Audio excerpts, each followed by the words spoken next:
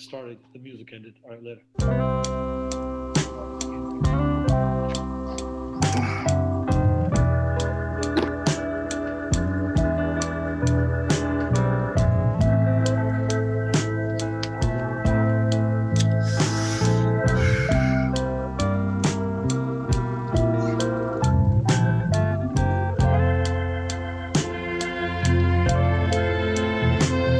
And put everybody coming into the room on mute, please. Okay. Hold on. I'm trying to get this music.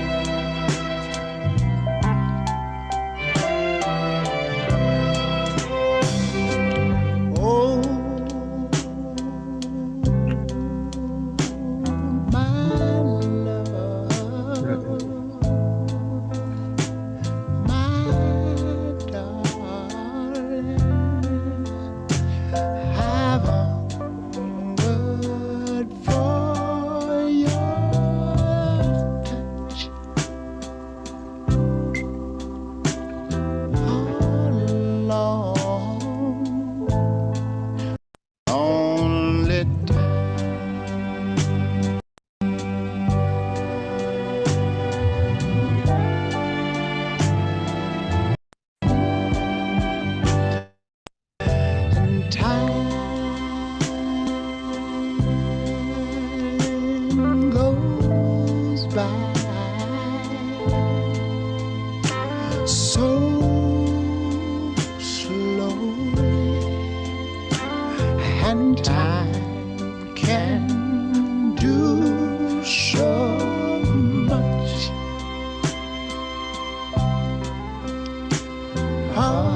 you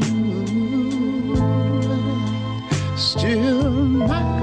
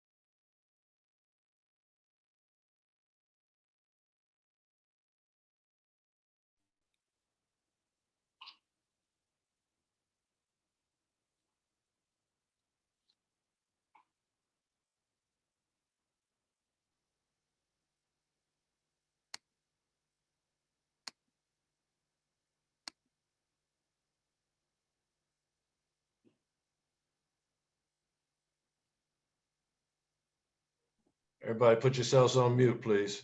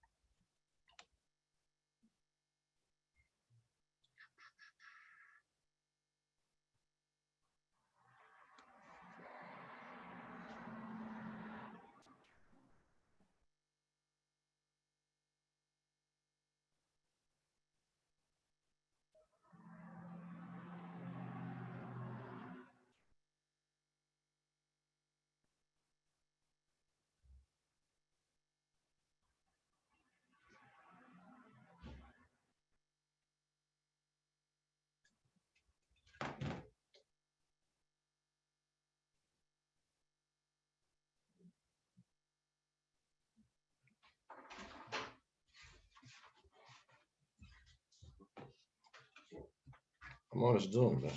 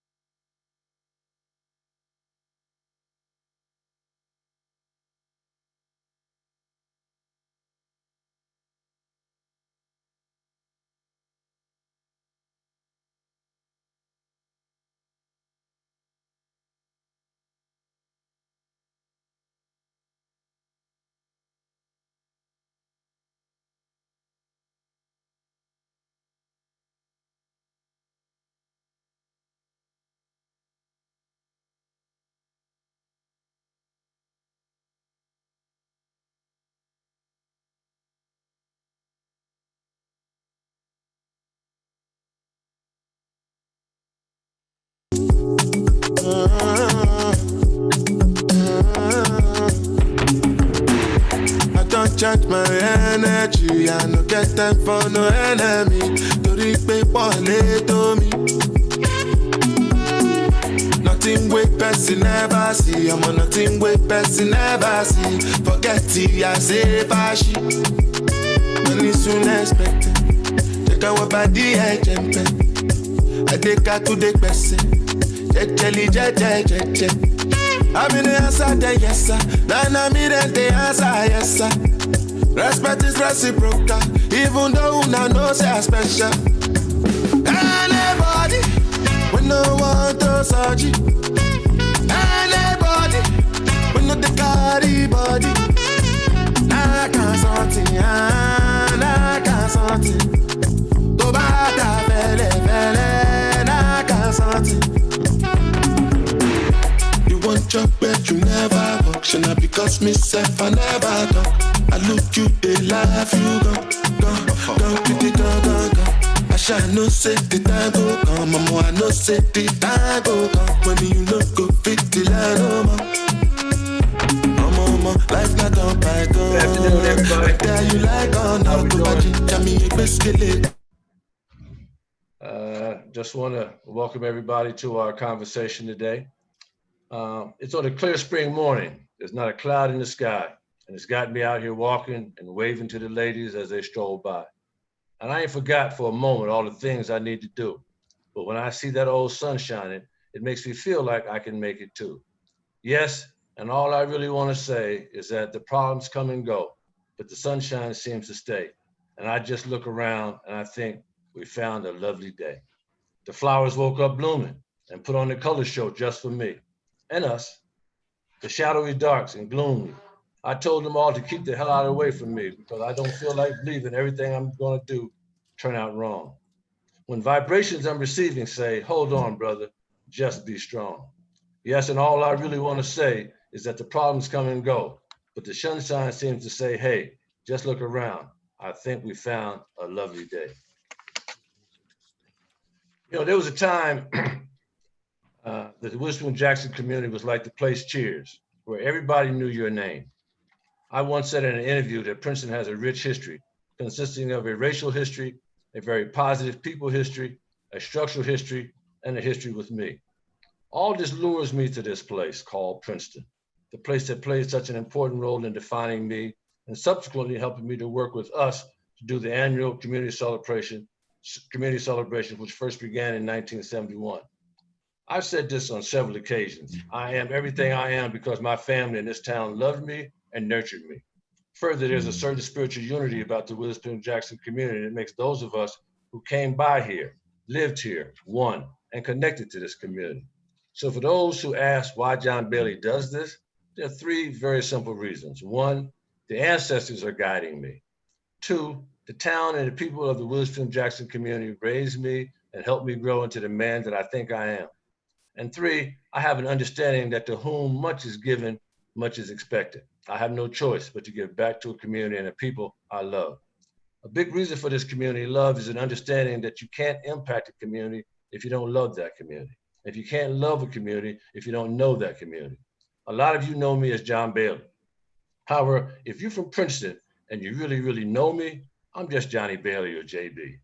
My commitment and the love for the people of this community come because of the love and support and encouragement I receive from Black men like Jim Floyd, Pete Young, Donald Johnson, Marv Trotman, Gil Fisher, John Young, Bob Sinkler, Daddy D, Jim Carter, Floyd Fox, Bobby Montgomery, Gil Scoot Carter, Edmund, Jesse and Frank Wells, Kenny Samuels, Ed Butler, Earl McQueen, Joe Moore, Mr. Paragrove, Mr. Newland, Mr. Boyer, Mr. Moore, Mr. Campbell, Shaky Sam, T and Edgar Riddick, Carl Brown, Jimmy and Billy Mack, Eddie Williams, Larry and Roger Madden, Dennis Duggar, George and Junie Tucker, Mr. Tadlock, Eric Craig, Bill Johnson, Ted Lewis, Howard Sweeney, Dr. Rivers, Mr. Tillman, Mr. Boyd, Bubba Bird, Billy Hill, Tommy Smith, Sleepy, Tall, and Mr. Saunders, Mr. Ward, Mr. McEwen, the Rose Brothers, Mr. Spriggs, Earl Buggs, Freddie Wilson, Norman Hines, George Lattimore, Logan and Charlie Pemberton, Hank Pennell,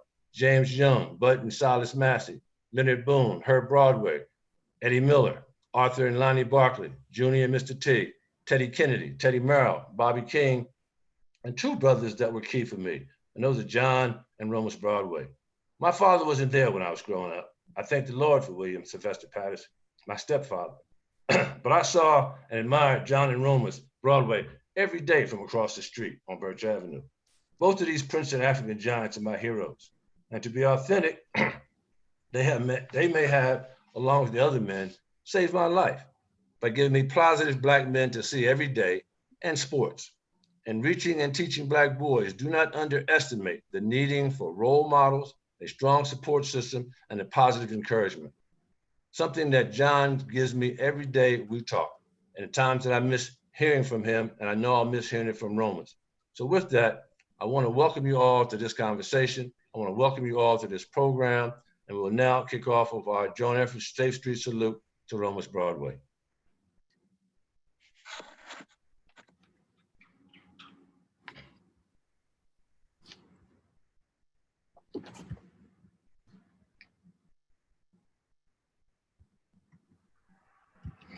Oh man, this thing is just messing. My technician is getting us in place, gang. Okay.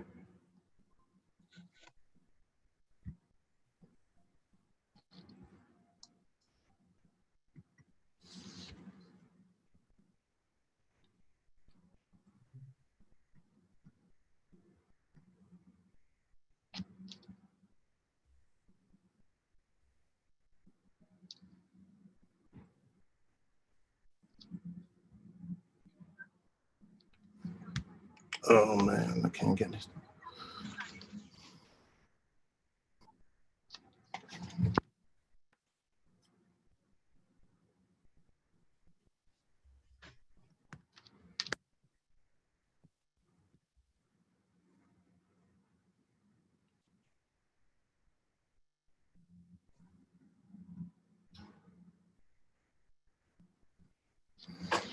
Oh man. I got some technical difficulties. Hold on. Okay, we're right here with you. Stop it.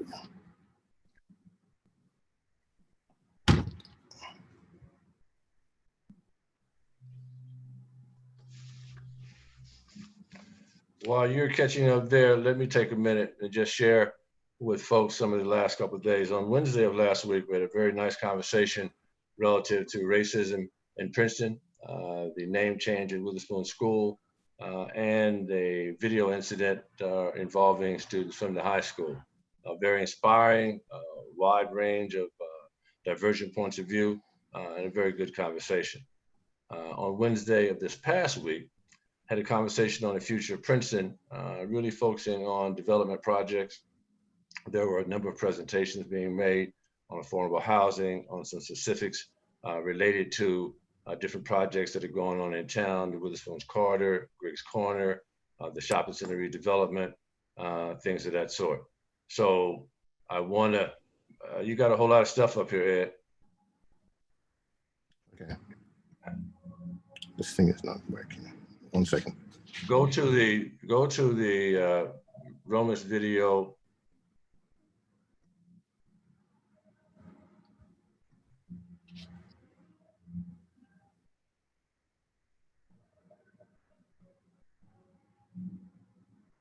I ask y'all to pardon us. We went through a lot of trouble to really put together a very nice presentation for you. I'm ready so for you. I think you will appreciate it. So, Ready? Yeah, go. I'm sorry. I think you're too far gone, though. You might want to step back some. And you might want to go back a bit. Okay. There we go.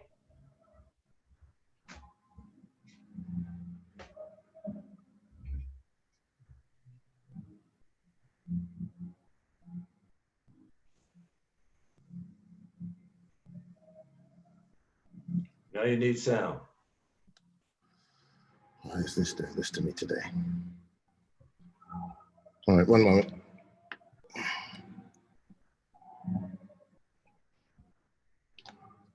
My computer froze on me. This is why we're having the issues. 1 moment, then. I'll start it back.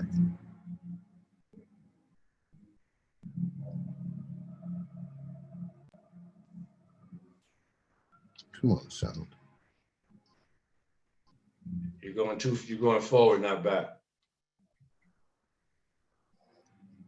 Yeah, I don't know what happened today. One moment.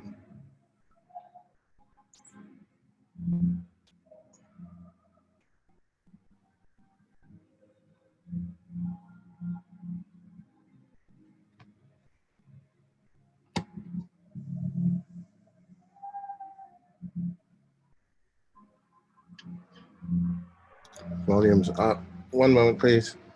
Yeah, we're with you. I don't know why it's doing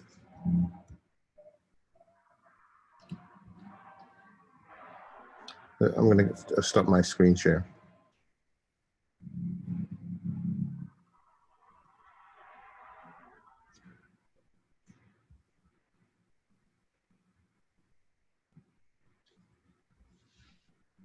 Those who know anything about Zoom know that this is the new normalcy. And hopefully we can get this squared away here shortly. I think it's going to be a outstanding program that all of you will enjoy.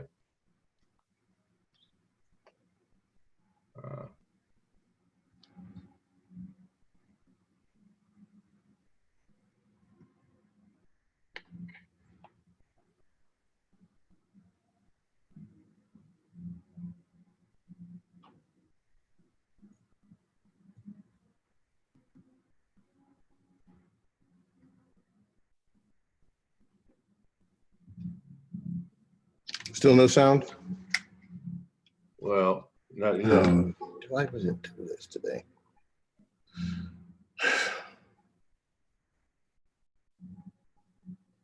Still no sound. Okay. I don't know why it's not giving me sound.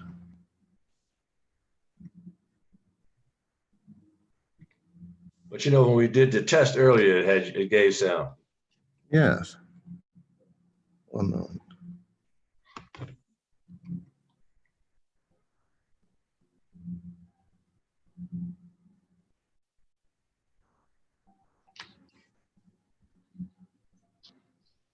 One. Please listen. Other half. 1, 2, 3. Oh, I know what's going on here. All right, okay, give me a moment. I'm going to rejoin you. There's something I have to stop in the background.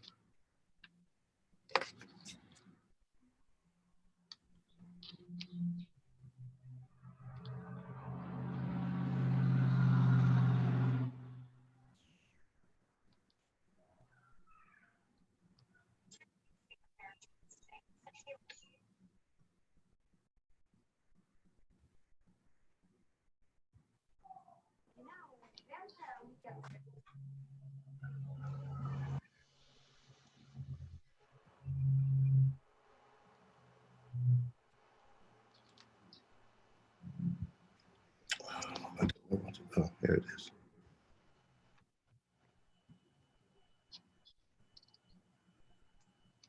All right, I found it. All right. I'm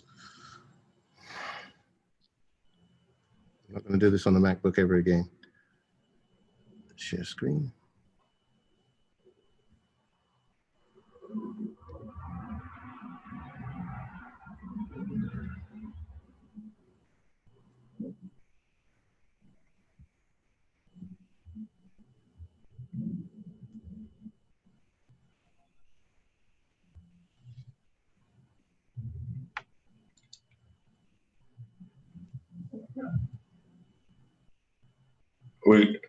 Where we at, Ed? Do I need to find another approach? Yes, please. One second while I get this.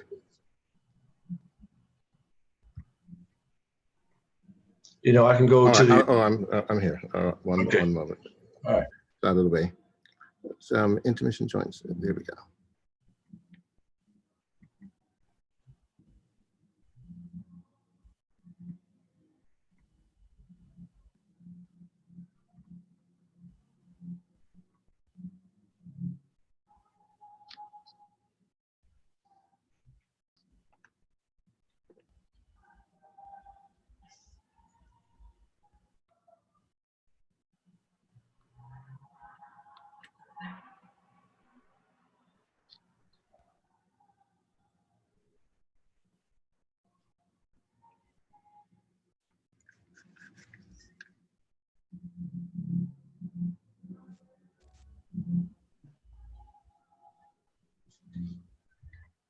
Ed? Yes. I'm going to get someone else who has the video to show us the video while you troubleshoot getting ready for the next piece. Okay, good. All right. Jim, can you, Ed, can you make Jim Levine a host? Okay. I'm in, John. I think I'm in. All right. Go ahead, Jim. Can you hear that? No.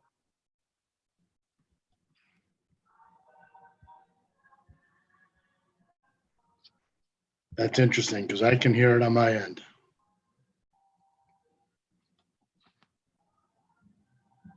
You're the only one that can hear it. No one else can hear it. Can anybody else hear it? No one else can hear it. Somebody's asked. Ross, you can hear it, Ross? No, no one else can hear it. All right, then I've got the same problem that Ed has. All right. Sorry So about that. Ed, have we been able to capture it yet, Ed?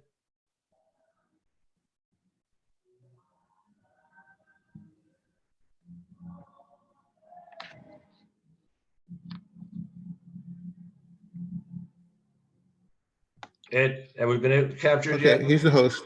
All right. But we can't, we have no sound, Ed.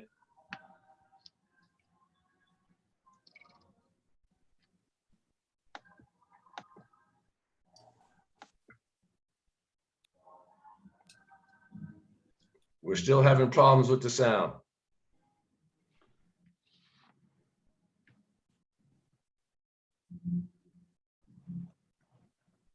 I'm sorry, John, I've got the same issue then. Yeah.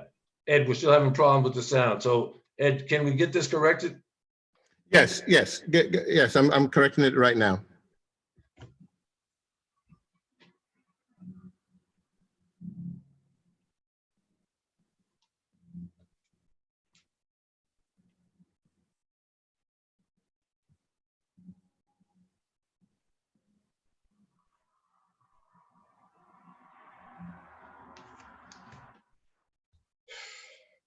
Ah,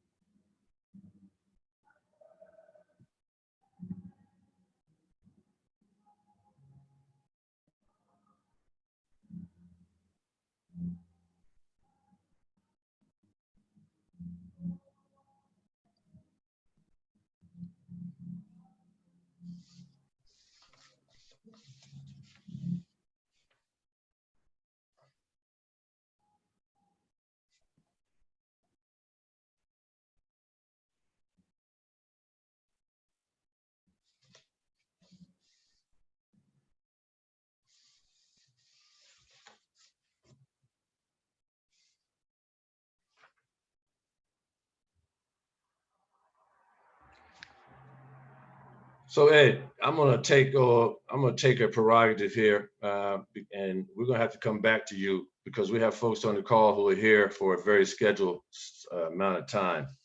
And so we're gonna have to come back, but what I wanna do is I wanna deal with the testimonials that were gonna happen for Romus. There was gonna be a visual. Then Charlie Fox had went and taken some pictures of the collages that we had put together, and I think a very nice presentation. But we're going to have some folks from the community and some folks from the family comment. And so I'm just going to start with the folks from the family right away. Let's go into that process and then try to come back to the visual. Kirk, are you on the call? Kirk Broadway? All right, Ed, you want to let Kirk Broadway in, please? Ed? Ed Moore, can you let Kirk Broadway off of mute, please? All right, there you go, Kurt. Okay, you can hear me now? Yes. All right, first of all, John, thank you for having this, man, and thank you for bringing up all those names you brought up earlier, man. I remember Eddie Miller and all the guys my dad used to talk about and all the guys in Princeton. It was a beautiful community to grow up in. But having Romus as an uncle, it was unbelievable because as I came along, all the cousins that were older than me, you know, Daryl and Steph and Zeke, everybody revered him. He was even introduced to me as revered, put it that way, by all my older cousins, you know, even my dad. So Romus used to call me Love Bug. He used to call himself the Love Bug, and I was Love Bug too. He actually, man, went out one day and got T-shirts made up for us, said Love Bug and Love Bug 2. It was my most prized possession until he let me wear that motorcycle jacket he used to wear. He actually gave that to me, John, for years, man, and just made me give it back to him, you know, a couple of years ago. But, you know, the reason I'm in shape now, the reason I became an English teacher and English major is because of Romus and my grandmother obviously making us take Latin early, but seeing a Black man read as much as Romus read. When I came into that dining room, he would be sitting at a table with a book either on Black history or World War II. And you just rarely see that. You rarely see a brother with that many books, that book collection. And as folks walk into my library and say, hey, have you read all those? You know, you didn't have to ask Romus that. But the books and the weightlifting, I can't even express to you, John, how much that has changed my life. And as you said, saved my life. It gave me something to do, man. You know, other than to focus on what other cats were doing that wasn't productive, it always gave me something to do, man, when I felt there was nothing to do. You can always go work out. You can always go pick up a book. You can always, and it's free. That's what Romus taught me, how to have so much fun with so little money. Around the world we traveled, man, I'm telling you. Romus, you know, he didn't spend a nickel, man.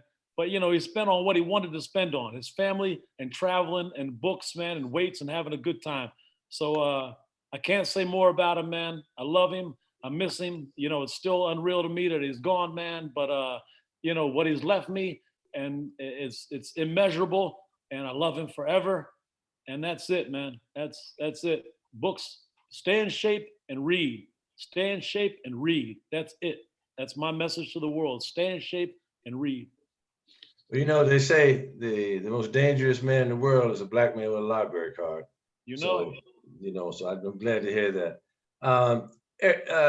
Eric, did you want to say something real quick? Ed Moore, can you get Eric Broadway on? John, yes, Yeah. I would like to say something. Can you hear me? Yes. All right. So until recently, I didn't understand Romus to the extent that I now understand him, having not seen all his collages in one location. And I realized two things about Romus. One, he cared deeply about the community, and two, he cared deeply about the people that he was closest to. And that resonates through those collages. When you actually sit in the room and you see all the collages and the time that he spent covering other people's lives, it resonates today in a very direct way, given what I perceive as a society that's moving in a different direction. Unfortunately, I think we have to move back to where Romus stood in his lifetime and throughout his lifetime in terms of his embrace of community and people.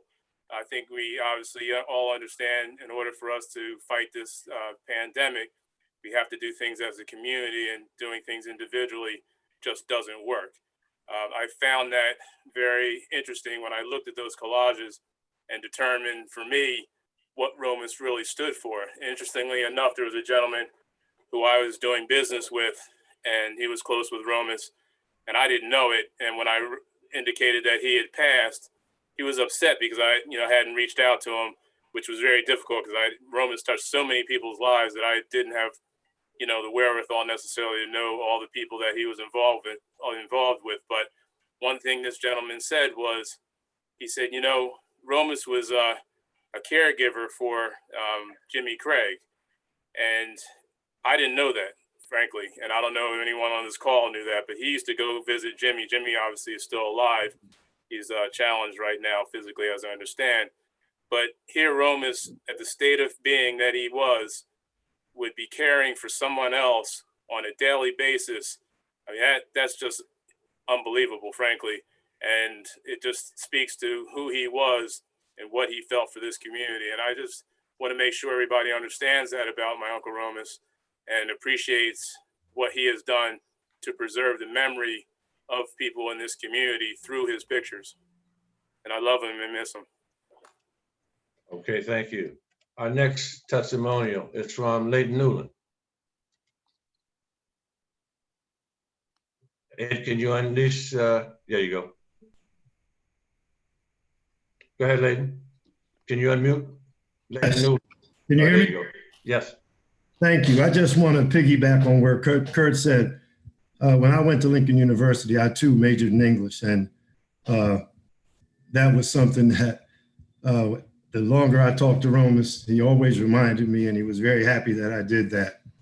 But this is entitled Ode to Romus Broadway.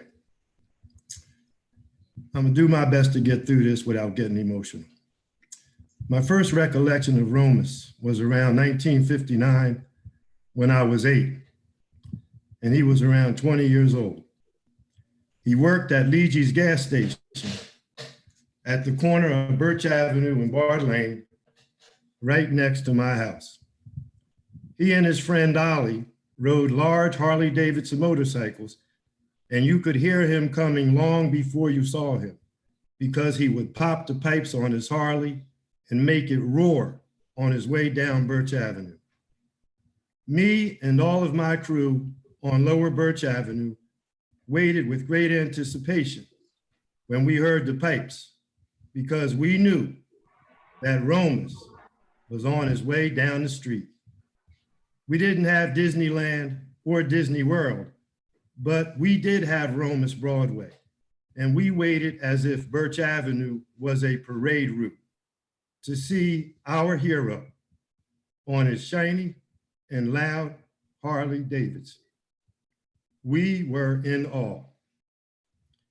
He was, in my mind, and all of our minds, a local hero, a professional bodybuilder with majestic qualities, a captivating smile, and a warm, engaging, and outgoing personality to go along with it.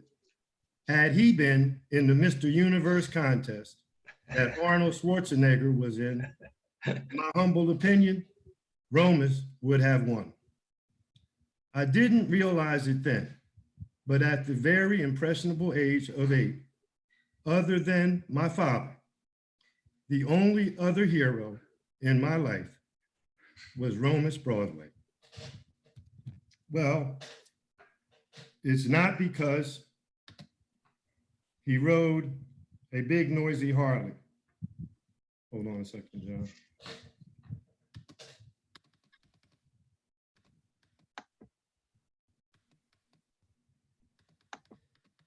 My computer froze up just a minute. What a time for this to happen. Hey, John, can you come back to me? My computer's frozen. Okay. But I think, no, that's not a problem. We're, one of the things of dealing with the new technology, things like this are gonna happen. But when you try to bring bunches of folks together differently than you have, things, like I said, things like this will happen. Our next speaker is the Honorable Lance Liverman. Lance, go. Hey, John. Hey, thank you so much. You know what I do? I print things these days. I don't trust the computers. I don't trust freezing. I've been in too many problems, too many times where this stuff happens and you're just stuck. I print everything. My wife laughs at me. I print more than I used to. I'm probably chopping down more trees than you ever seen. I do too. It usually starts as I'm cutting grass or sitting on my front steps. I hear a louder than usual truck pull up. That's funny because Leighton mentioned a motorcycle. I'm mentioning the pickup or the work truck. Then I hear the words, "Hey, Liverman, do you have a minute? Hey, Liverman, do you have a minute?" I knew at that point I was going to be educated about something. That is how Romus Broadway to me was like the superintendent of the schools, but he was a superintendent of the neighborhood. I've always respected the Broadway siblings. Fran, Romus, John were probably the closest to me. Romus had a unique way of explaining any subject, especially politics and what the Princeton, Witherspoon Jackson neighborhood used to be like, with thriving stores, all kinds of services, and close loving neighbors. Romus recorded history, not just with his mind, but with his camera.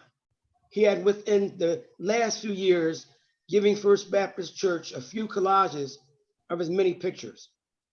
The other area that was special to Romus was his children. I can't tell you how many times Romus and I talked about his children.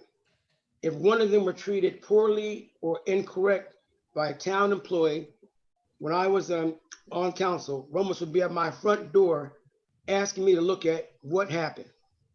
The love he had for his children was very special. He was a proud pop. You know, we go through life sometimes thinking that the greatest minds are people with PhDs, MDs, JDs, MBA degrees. We think people we watch on CNN, ABC, NBC, and CBS are authorities about everything. But I'm here to tell you the unassuming Romus Broadway could hold a candle next to any of them. I will miss that truck that sounded a little louder than it should, coming down or going up Witherspoon Street, and a dear friend with a bushy mustache saying, "Hey, Liverman, do you have a minute?" I thank God I always had a minute. Thank you. We're gonna go back to Layden. Layden, can you finish your remarks? Thank you, John. I'll just start with the last sentence I ended. I didn't realize it then, but at the very impressionable age of 8, other than my father, the only other hero in my life was Romus Broadway. Why? Well, it's not because he rode a big noisy Harley. That's not it. It's not because as a very young man, Romus's character and his aura made him seem more like a superhero. Having thought about it more, now that I'm older, I realize it was because he was larger than life. What I could feel and sense, even at the age of 8, but could not articulate, was that Romus had the inexplicable it, undeniable presence, personality, perspective, and most of all, purpose. He was going places, and he was going to be somebody. He already was. Home from Lincoln University during one summer, I encountered Romus on the bus from Princeton to Trenton. I had with me a book I was reading by Khalil Gibran entitled Sand and Foam. He moved from his seat on the other side of the bus and sat next to me. He asked me if I had read The Prophet, another book by Khalil Gibran. I told him that I had. We spent time discussing the book. We talked about moral concerns and the meaning of life. I was overwhelmed by his knowledge, his passion, and his willingness to share his unique perspective to help me better understand the world around me. During the mid-70s, after graduating from college, I was living and working in Boston. While at a Celtics game at the Boston Garden, I heard someone calling my name, my man Romus. He said, "I knew it was you. I'd know that Princeton walk anywhere." We hugged it out and had a good Princeton laugh. Romus had moved to Cambridge and was auditing classes at Harvard and working as an assistant with one of the professors. That chance meeting at the Boston Garden began another chapter in our life together now as adults. To say that the many discussions we had helped to bring focus and purpose to my life would be an understatement. We often have conversations with folks that we merely hear, but Romus Broadway was a brother and a friend that I listened and paid attention to. More often than not, after speaking with him, I got busy doing some research on the topics that we had just finished discussing. As a matter of fact, I hope and pray that everyone on this call has someone you talk to or have talked to who inspires you, makes you better, and causes you to dig deeper for far more or greater meaning in all things that matter. Romus was not only my friend, he was a mentor, He was a gift of good wrapped in love. When I returned to Princeton in 1996, after being away for many years, it was individuals like Romus whose love for his fellow man, his photographic art, and work in the neighborhood, his knowledge and unique appreciation and perspective of African Americans and Witherspoon Jackson history inspired me to look for, to find, to get in, and stay in good trouble. In short, Romus was naturally inspirational, a local hero, our local hero. He will be missed. We need more Romus Broadways in our midst. I am fortunate and blessed to have realized who Romus was and what he meant at a very young age. And I thank the good Lord that I was able to grow with and through him along the way. Looking for something that I believe speaks accurately to the way that the Romus I knew thought about Blackness and the purpose we have on planet Earth, I found a quote by Franklin Thomas, an American businessman and philanthropist born in 1934, who was president and CEO of the Ford Foundation for 17 years. He said, "One day, our descendants will think it incredible that we paid so much attention to things like the amount of melanin in our skin or the shape of our eyes or our gender, instead of the unique identities of each of us as complex human beings." Franklin Thomas. Lastly, thanks, Romus, for helping me acquire and shape the skills and characteristics that have helped me navigate through life. Rest in peace. Your legacy remains intact and will grow in time through the memories and artifacts you've left behind.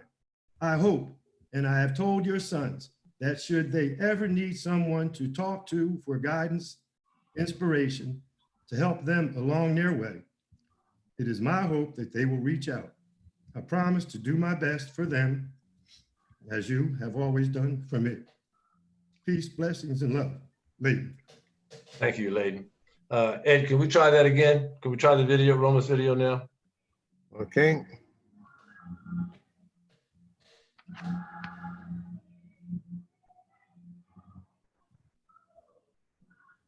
Here we go.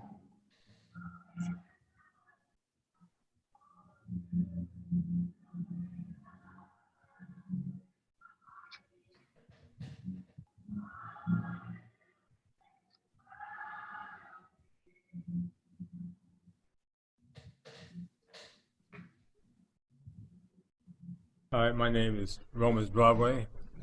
I live on Birch Avenue in Princeton, and the house that my mother purchased in 1942. I was born in 1939 in Greekstown, New Jersey, on a farm owned by Duncan Campbell, who was a dairy farmer. My father was a helper there, and we moved into Princeton in 1942. Princeton has always been a very fond place for me. It was a mixed community, and half of my street were Italian Americans, other half were African American. I went to a Princeton nursing school with some friends that I've been friends now with for 73 years from Princeton nursing school. I went to college at age 34 to the University of Massachusetts in 1973. And I worked as a research assistant part-time for a professor over at Harvard after I had almost completed my studies at the University of Massachusetts. On this big snowstorm in 1979, we were marooned. We couldn't go anywhere. So I had to find something to do. So a friend of mine, Roland Glover, had showed me a collage of Princeton earlier that year. So I began cutting people out and putting them on this poster board. And about halfway through the night, nostalgia overtook me because I'm cutting out people who I knew. Some were deceased, some were not. And I said, wow, let me go on with this. And then I started making another one. And by the time I came back home in 1980, I would put photographs of people, especially kids and older people, on this cardboard in the Coffee Cup restaurant, which is owned by Peter Young and his wife. And I learned a lot of people would come in to see themselves on the photographs, so I put up in there. And so this led to just capturing everybody. So I would get old people, young people, African American, Italian, everybody I'd get from the neighborhood, and just photograph their picture and let them see it. And after I did a third collage, I began to see a community coming right before my eyes. This is why I then decided now to do collages specifically. I would do children, the older people. I tried to get as many of the older persons as I could. Now this was starting in 1980 when I came back home. I got a lot before I went away in 1970, but I tried to get most of the older people that I could, who I know would no longer be here. But when people see their photographs, they remember them. And this led to a further thought down the line about I'm seeing these people who have worked years building the community of Princeton who never got credit for it. We had in the community, you had Irish, Italian American, African American. They worked at the university. They helped build it, the building, the plants. They maintained it. And then they worked in the dining halls. And very little money, but many of them sent their children on to college. So that taught me about something about perseverance. It showed me then a way the parents did in this community. I'm talking about the Irish, the African American, and the Italian American, what one can do if you put your mind to it.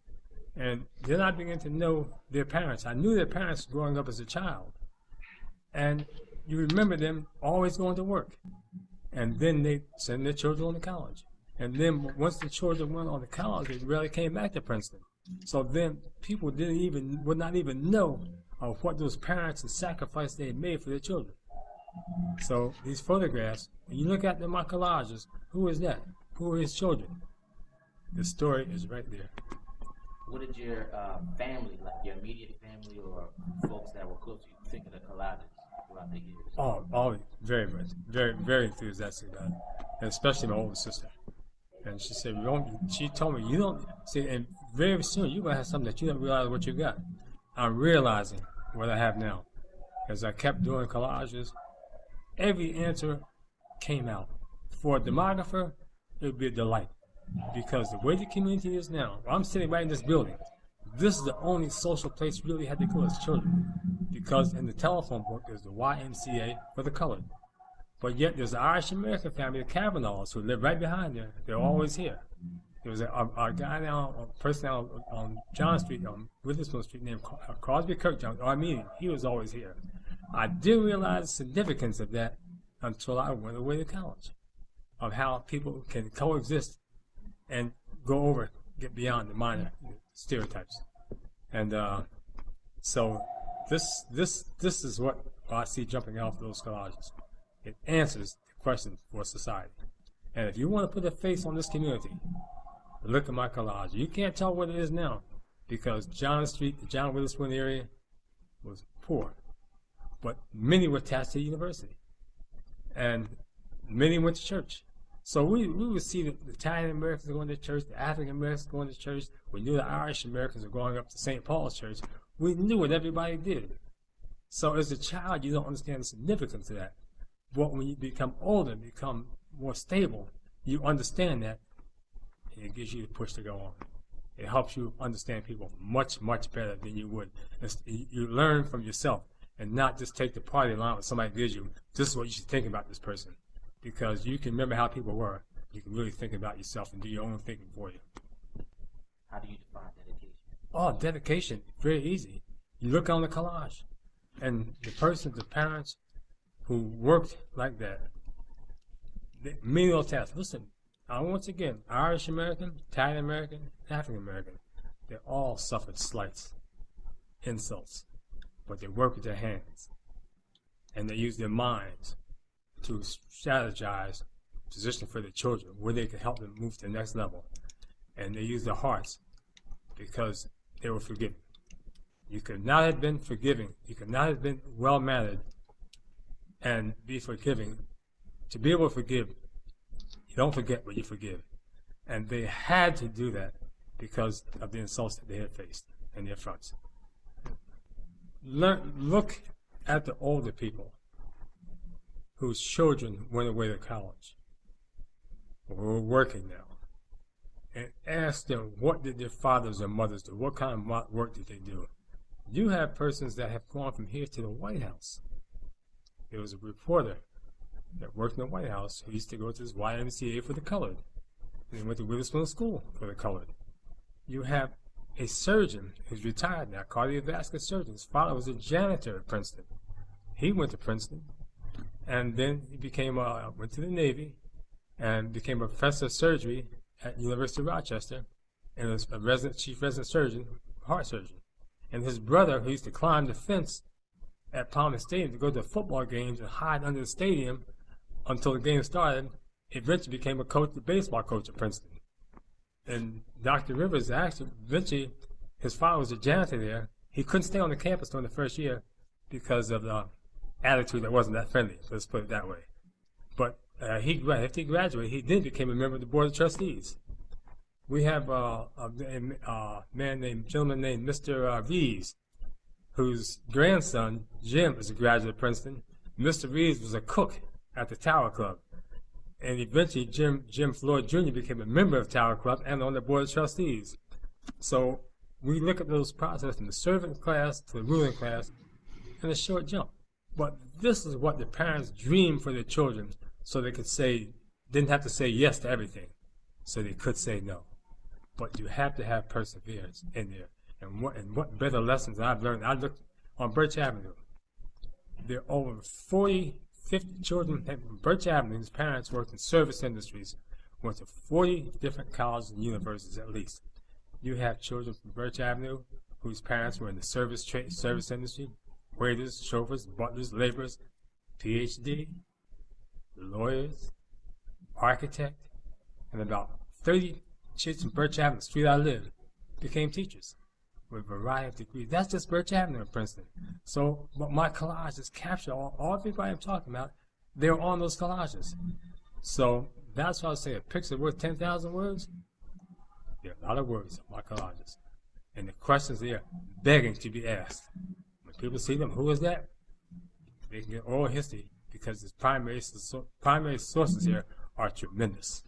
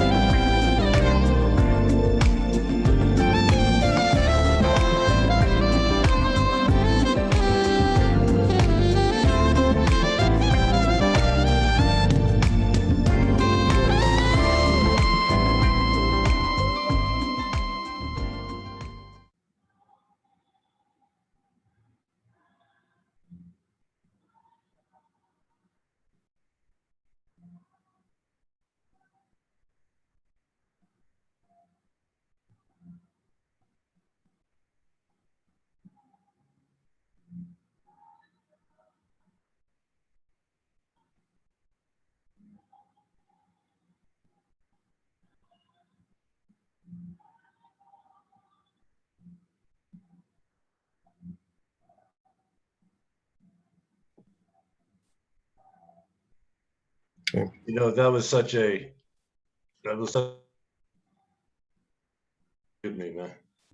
moving presentation on Romus. And I think it sort of capsulizes a lot of what all of us have been thinking and what all of us will miss. We're going to move right into the Chip Fisher art show. I want to thank the family and the others who spoke on behalf of our salute. And we're going to continue to move on through the gist of our program. So our next presentation will be the Chip Fisher art exhibit. If I were you, I'd grab me a glass of wine, some water, some juice, a beer, sit back and enjoy the art. Some of you have never seen this artwork. This is by Aaron Fisher. And I think you'll be very pleased by what you see.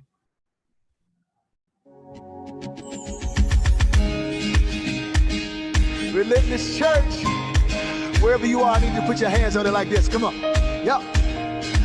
Everybody climb like this, y'all. Like this, y'all. We want to see you. Yeah, Lord. So open the eyes of my heart, Lord. Just open the eyes of my heart, 'cause I want to see you. Say, I want to see you.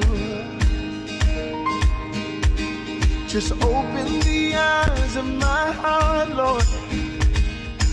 Open the eyes of my heart, 'cause I want to see you. That's our heart today. I want to see you. Wherever you are, let's raise it together. Come on, say it. Open the eyes of my heart, Lord. Open the eyes of my heart. I want to see. Come on, if you want to see him in the midst of the noise, in the midst of the chaos. I want to see. Come on, just ask him today. Oh, say open the eyes. Open the eyes of my heart, Lord. I want to see it like you see. Open the eyes of my heart. I want to see you, oh God. Say I want to see you. Let's go. To see you, high and lifted up, shining in the light, in the light of your glory. Just pour out, oh God, your power and love. As we sing, holy, holy. He's a holy God. To see you high and lifted up, shining in the light of your glory. This nation, we need you to pour out. This world needs you to pour down. Holy, holy, holy. Let's do it again. Put your hands on. Come on. Woo. Come on, wherever you are, clap those hands. If you want to see him, everybody clap, clap, clap your heart's desire, God. We just want you and only you. All over the world, let's sing it together. Say, open the eyes. Open the eyes of my heart. We want your perspective, God. Give us your perspective. Open the eyes of my heart. Oh, I want to see. For my family, I need to see you. For my business, God, I need to see you. Come on.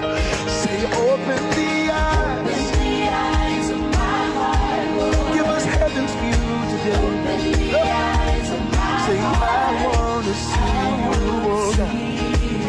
Oh, say, I want to see you. We gotta go to see you. High and lifted up, shining in the light, yeah. Come on, just ask him today. Pour out. God, pour out your power in our homes, God. We want your power in our homes today, Jesus. Come on, say it again. To see you. Oh, shining in the light. God, we need you to pour. As we say, come on, one more time. Stay right there. Ask him today to see you. Shining in the light of your glory. This is our heart's desire. God,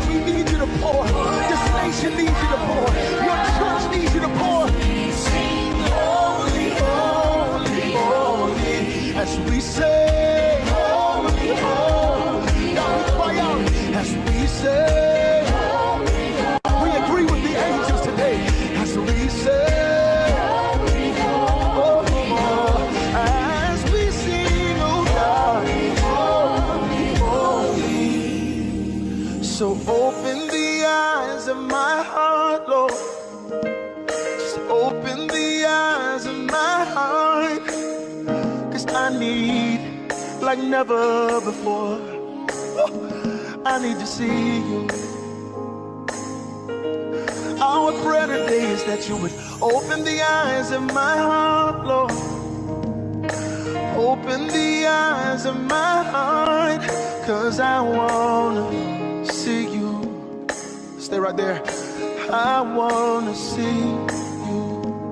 Come on, in your homes, tell them, I wanna see you.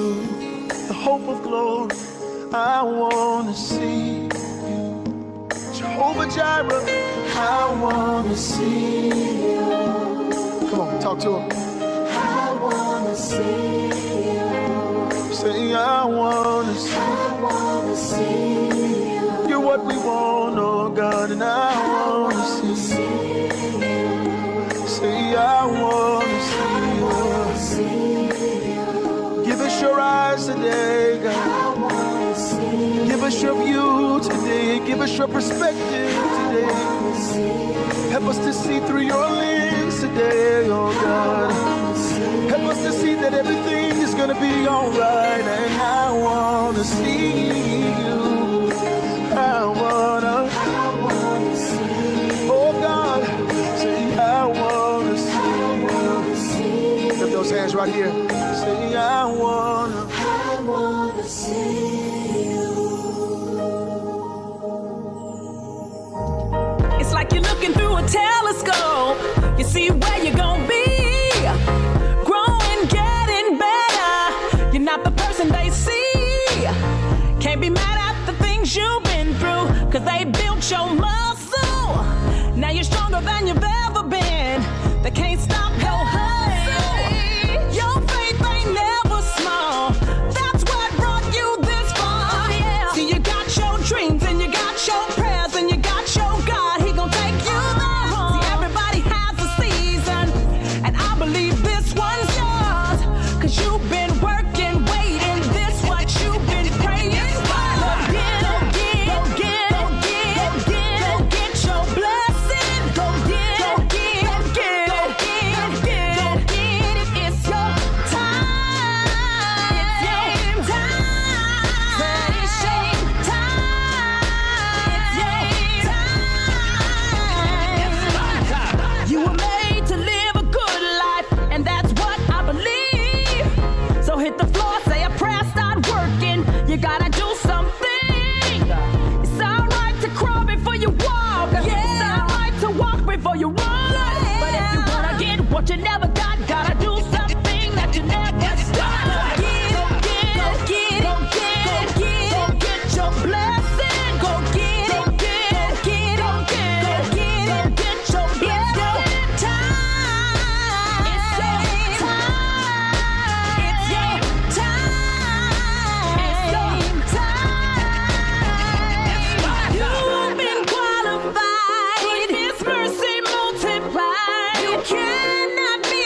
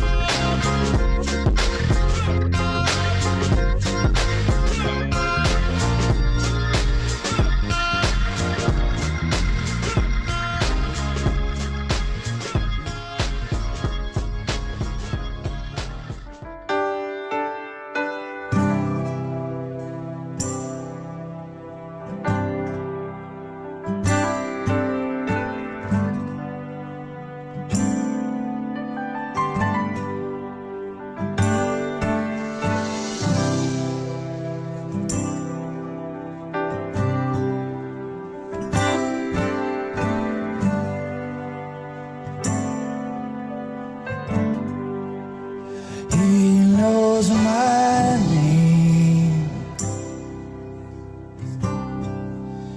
Yes, he knows my name. He knows my name. Yes, he knows my name. And oh, how he walks with me. Yes, oh, how he talks with me. Yeah. And oh, how he tells me that I am his own.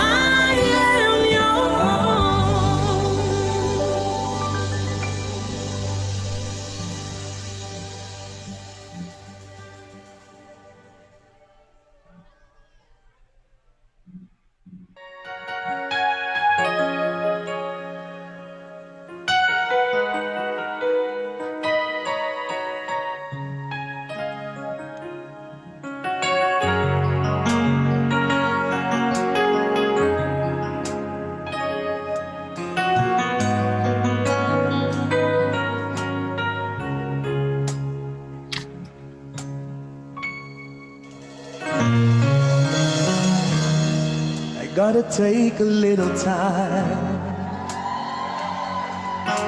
time to think things over. I better read between the lines in case I need it when I'm older.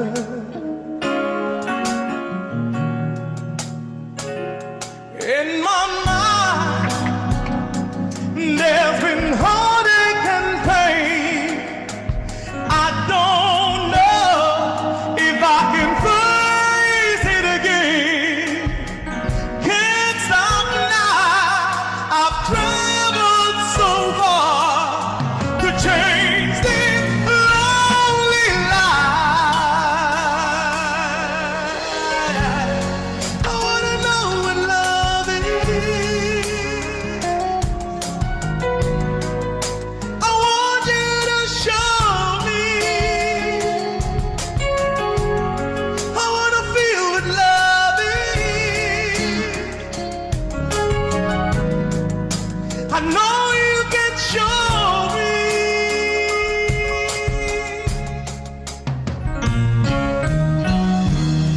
I gotta take a little time to look around me. I've got nowhere left to hide. It looks like love has finally found me. Oh, in my life, there's been heartache and pain. I don't know if I can face it again. Can't stop now. I've traveled so far just to change this lonely life. I wanna know what love is. I wanna feel it. Want you to show me. Oh, I wanna feel it, babe. I wanna feel what love is. And I know I wanna feel it. Know you can show me.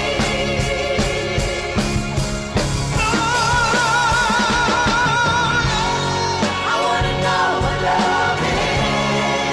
I wanna feel it. I want you to show me. And I know all deep inside of me. I wanna feel what love is. I wanna feel it, baby. Know you can show me. Show me.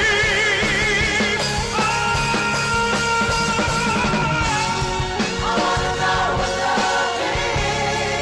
Yeah, I wanna feel it. I want you to show me. I wanna feel it. I wanna feel what love is. And I know deep inside of me. I want you to show me.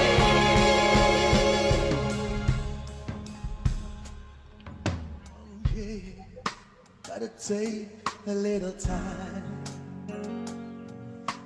time to look around me. I've got nowhere left to hide. Looks like love has finally found me. Oh, in my life, there's been heartache and pain.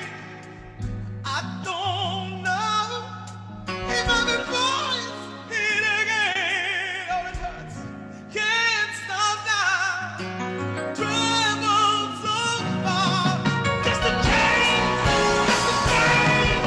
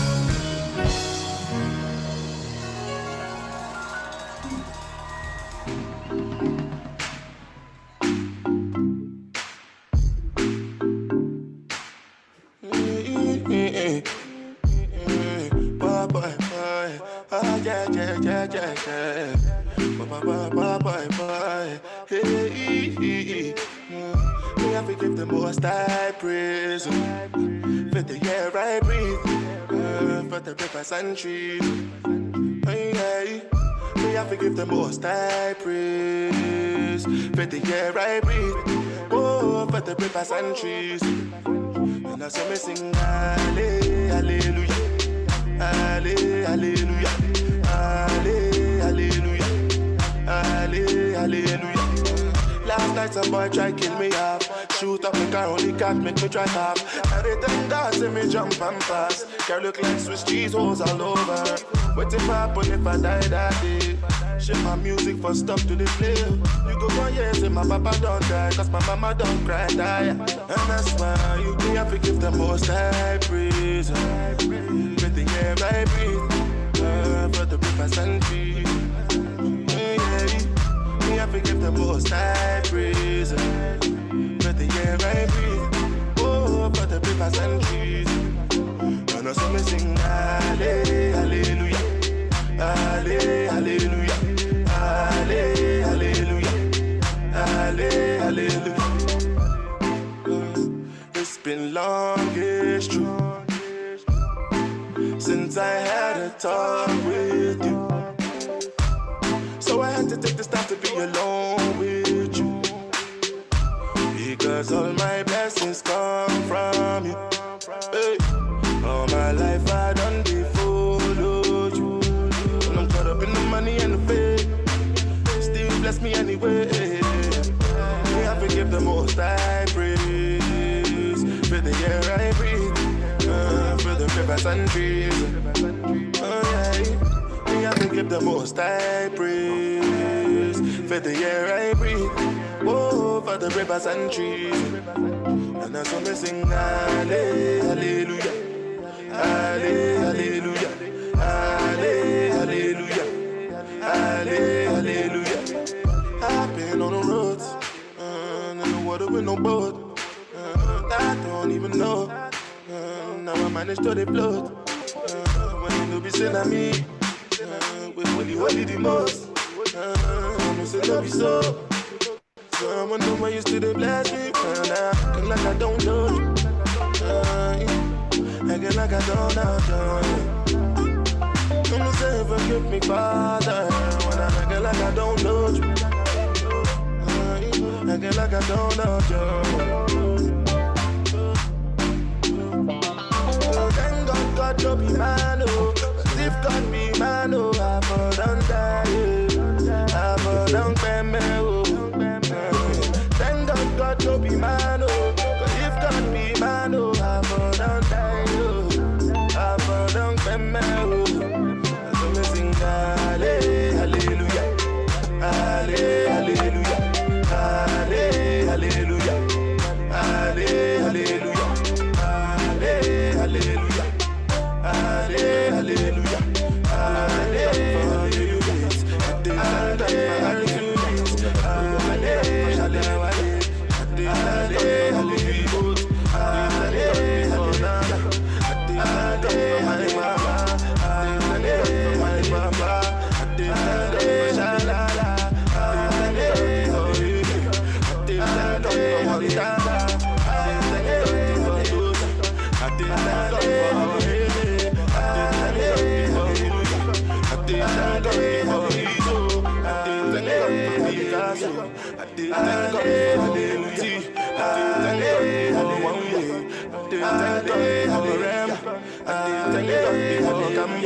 I know say my yours I thank God for my wifey. I did thank God for my wifey. I did thank God for everything. I did thank God for everything. Hallelujah, hallelujah, hallelujah, hallelujah.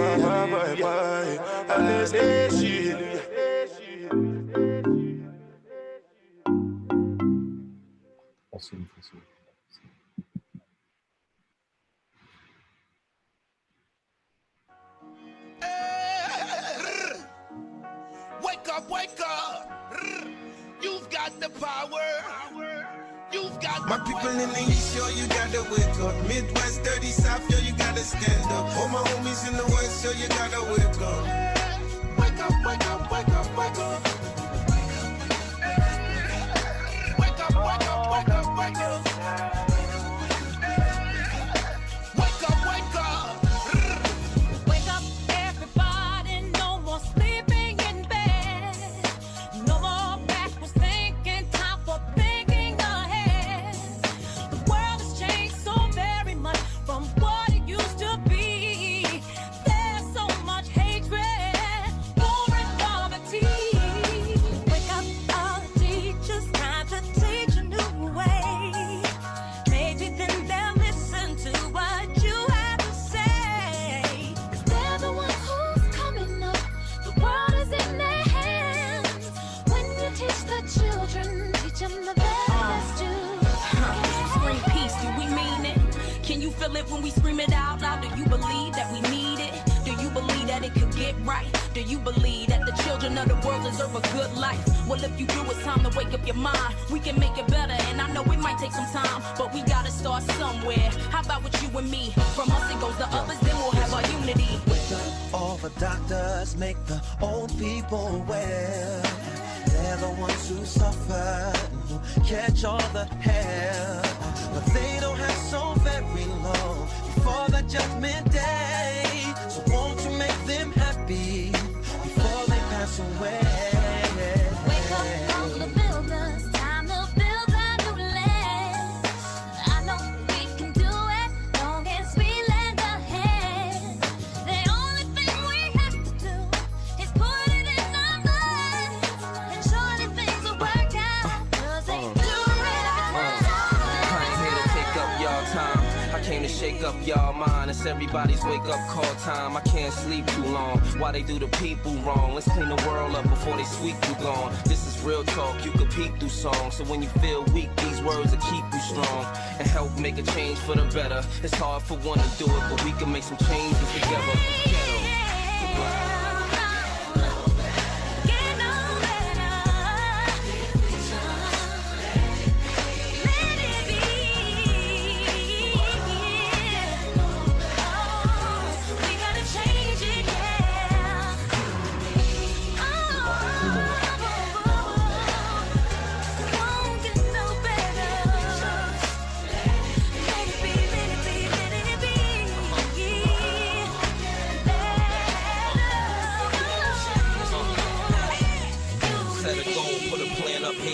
Stand up here and give thanks to the man upstairs. Put the egos and the pride to the side regardless, and just be role models, parents, artists. We can make a change or we can make it the hardest. If you gonna make a baby, you should make them the smartest. Let them know good and bad, right from wrong, how to roll with the punches when life moves on. And the stress won't take toll if you don't sweat it. World won't get no better if we don't let it. Let the negative energy ride. Keep hope alive. It's about time that we open our eyes. Wake up. Everybody, no more sleeping in bed. No more backward thinking, time for thinking ahead. The world has changed so very much from what it used to be. There's so much hatred, war and poverty.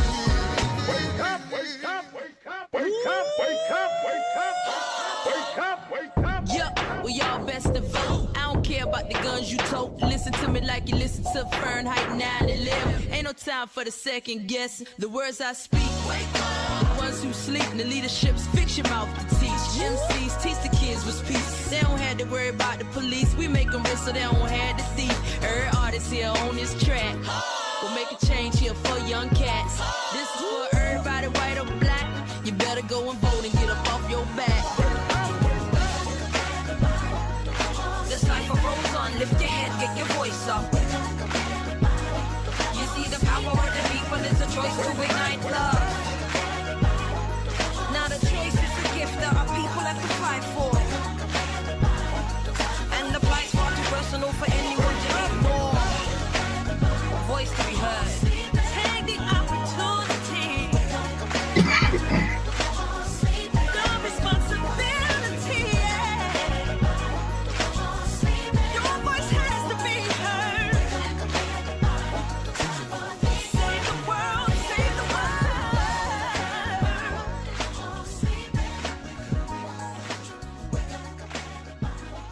Yeah, we got a brief art show just happened. We're getting ready to have a brief intermission. We'll be back shortly. I want to thank Lance and Studio Hilliard for being a significant part of making sure that this weekend happened. And I want to give a big shout out to Sally Ann, who made sure that all the meals were ready today, and to the family of Romus Broadway and all the others who were in on this call. So don't go away. Call somebody, tell somebody, reach out to anybody, somebody, everybody, and let them know that the Jim Floyd lecture series will be happening at 5 o'clock. Please don't go away and join us. Again, Bob Hilliard and Lance Liverman, thank you so much for your support and making sure that we got this happening. And Aaron Fisher, you're the bomb. We'll be back here shortly with music during our intermission, and 6 o'clock we'll be back with the Jim Floyd lecture given by one of our own, Taylor Marrow, a young guy who grew up in our community. Some of you grew up with him. Matter of fact, he and Lance and a number of them might be the same age. Bob, you and I are not that age anymore, so we're not going to act like we are. And Leighton, thank you for your comments, everybody. So just as get ready, get you a glass of wine, get you a beer, get you some juice, get you a piece of pizza. See you at 5 o'clock. See you at 6 o'clock. Given by one of our own, Taylor Marrow, young guy who grew up in our community. Some of you grew up with him. In fact, he and Lance.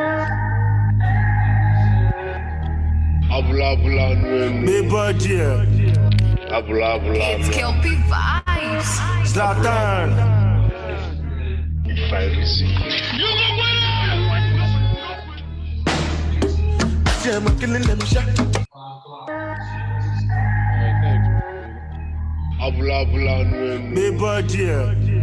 It's Kelpie Vibes. Zlatan. If I receive. I'm killing them shot. Because I swear God, if I could kill them back. Rah, we go to win them like that. Oh God, make a no be a belly jack.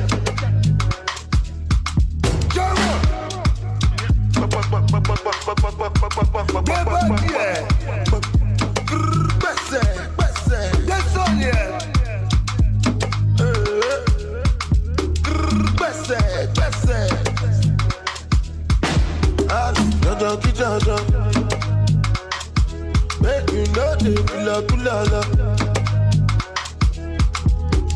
Jala mi jala. Where the money, na na na na.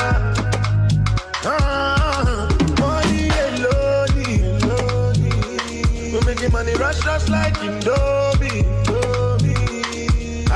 Suppose that you are what my lordy. Baby, show my Giuseppe's are naughty. See, I'm killing them shot. Because I swear God, if I could kill them back. Rah, we go to win them like that.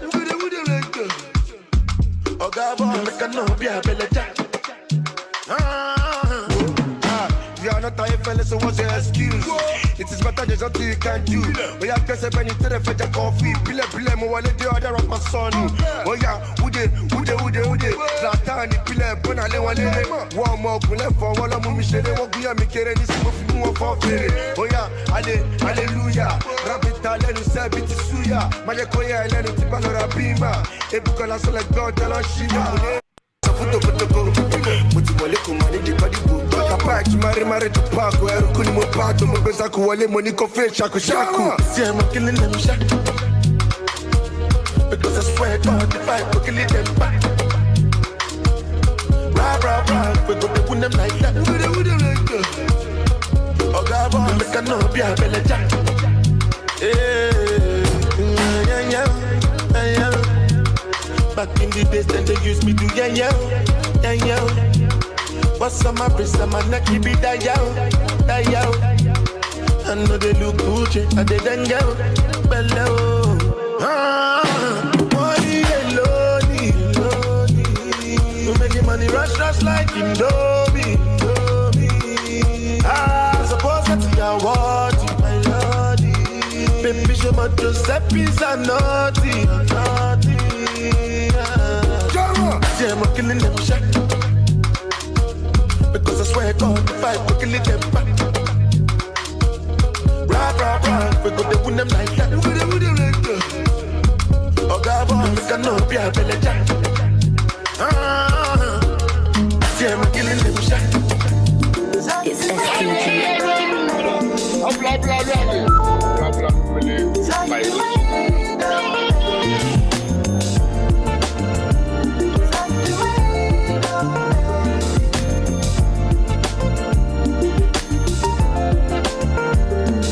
Take over my mind. I surrender to the rush of your time. You're making me weak, so incredible your control over me. I can't resist no matter how I've tried. Says Your love has got me hypnotized. Closer and closer. Over and over. I ain't going nowhere. Hypnotic love. Nice side. I can feel it when you're standing next to me. Oh, I will ask him right now.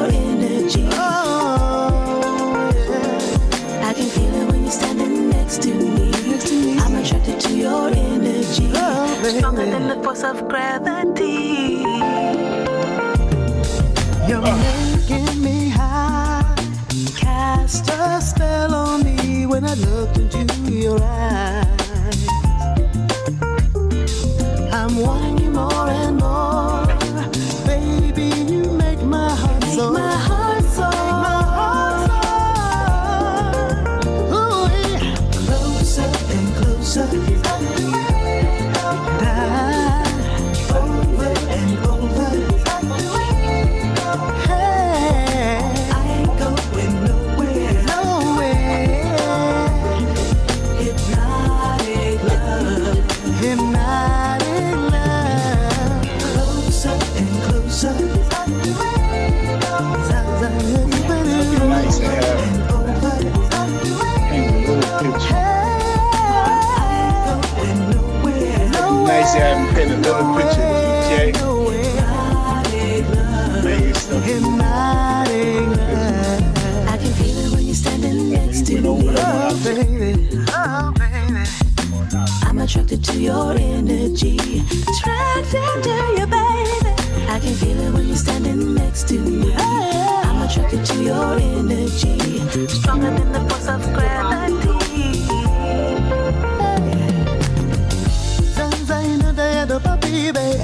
Boom, boom, diddy, boom, baby. Sometimes I see it up, baby. Boom, boom, diddy, baby. Sometimes I see it up, baby. Boom, boom, diddy, boom, baby. Sometimes I see it up, baby. Boom, baby, closer and closer.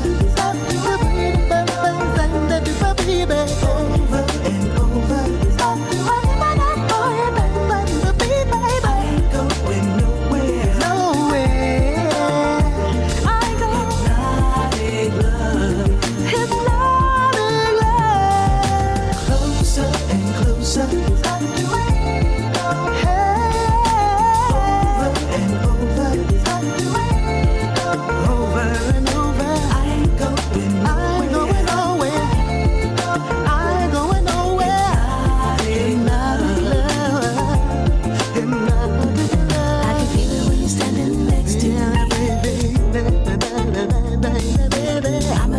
Your energy. Your energy, your energy. I can feel it when you're standing next to me. I'm attracted to your energy. Attracted to you, baby. Stronger than the force of gravity. Stronger than the force. Stronger than the force of gravity. Stronger than the force, baby. Stronger than the force of gravity. Stronger than the force of gravity. Stronger than the force of gravity. Closer and closer. Something to wait all day. Over and over. Something to wait all day.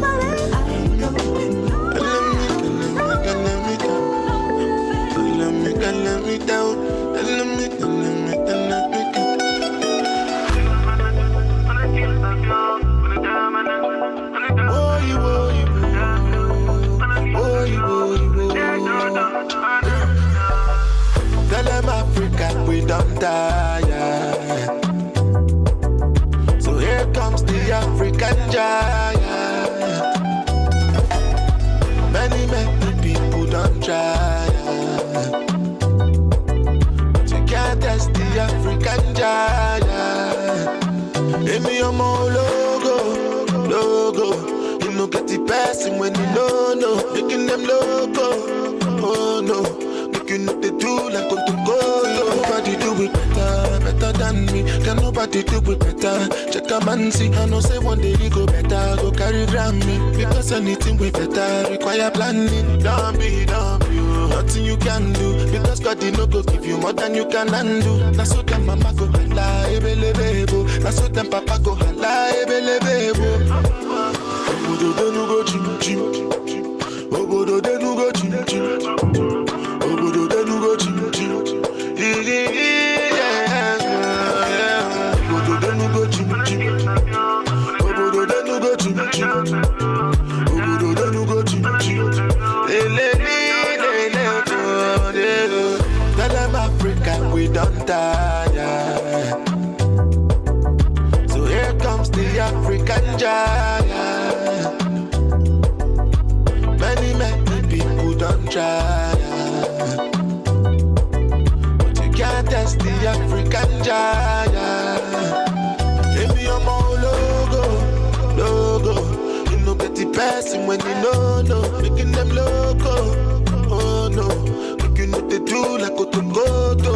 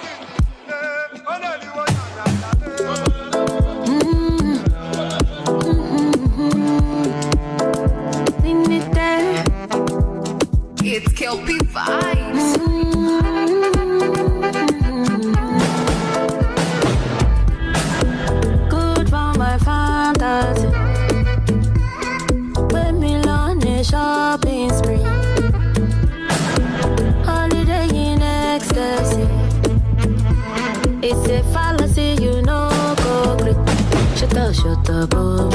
Titty my brother. Baby, don't criticize me. Titty my brother. Titty sugar boy.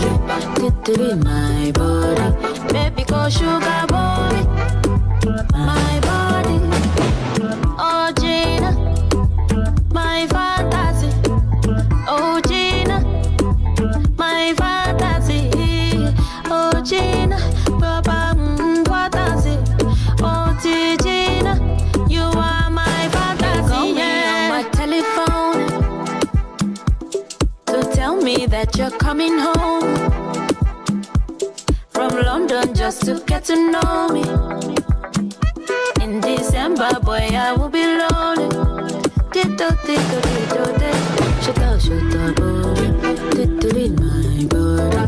Baby, don't criticize me. Titty my brother. Titty sugar boy.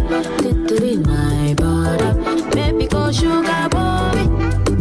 My body. Oh, Gina. My fantasy. Oh, Gina. My fantasy. Oh, Gina. Papa, what does it? Oh, Gina.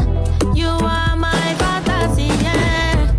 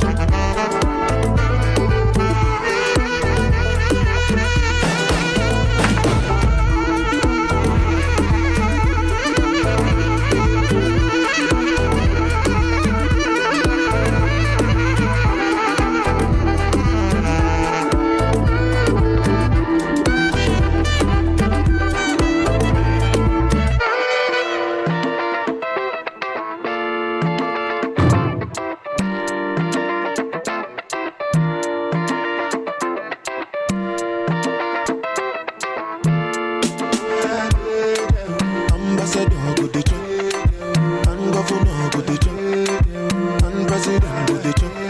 When I say make we jump, we go jump. Ambassador go the chop, and president go the chop, and governor go the chop. When I say make we jump, we go jump. No before here with them on Jesus. Yeah, my country problem it passes us. Because now we be our own problem. Now who can reason well. Ambassador go the chop, and governor go the chop, and president go the chop. When I say make we jump, we go jump. Some people go somersault, them dirty headache we go drink Panadol. Meanwhile president go the chop, and governor go the chop. Now they money there, the come major. We make the suffer come there, suffer ya bam tukun, tukutun. We they make people sukun, tukutun. Money no one do, tukutun. Suffer ya bam tukun, tukutun. Do you well, and then they laugh you well, and then they see us the shell. I stand the flange well, go. My people suffer well. Police they slap them well. Hungry they wire them well. Ambassador go the chop, and governor go the chop, and president go the chop. When they say make we jump, we go jump. Some people go somersault, them dirty headache we go drink Panadol. Meanwhile president go the chop, and governor go the chop. My people self they fear too much. We fear the thing we not see. One day all of us go die. We always get reason to fear. Fight for your right to you go the fear. Police go slap you, you go the fear. Fight for your picking them, you go the fear. We go the fear.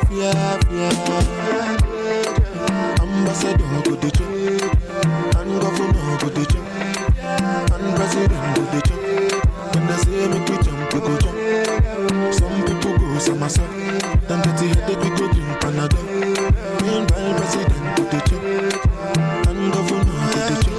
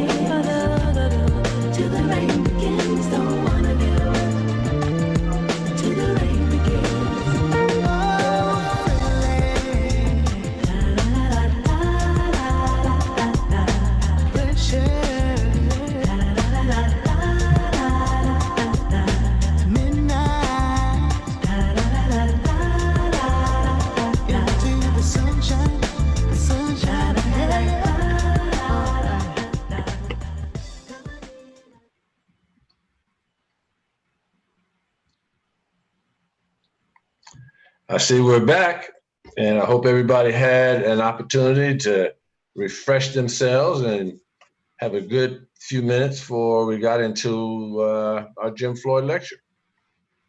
And you know, in terms of introducing this lecture, everybody knows Mr. Floyd. Mr. Floyd, like many of the African giants in our community, left us here a couple of years ago. But Jim Floyd was an icon. He was a mayor. He was a philanthropist, a businessman. He was that wise and sage wisdom leader in our community that if you ever had an issue or concern or you didn't know what to do, Jim Floyd was somebody that you could turn to and get the answers that you needed. And if he didn't have the answer for you, he knew who to point you to. And so, you know, one of the things that we wanted to do was to leave a legacy within the Joint Effort Safe Streets program.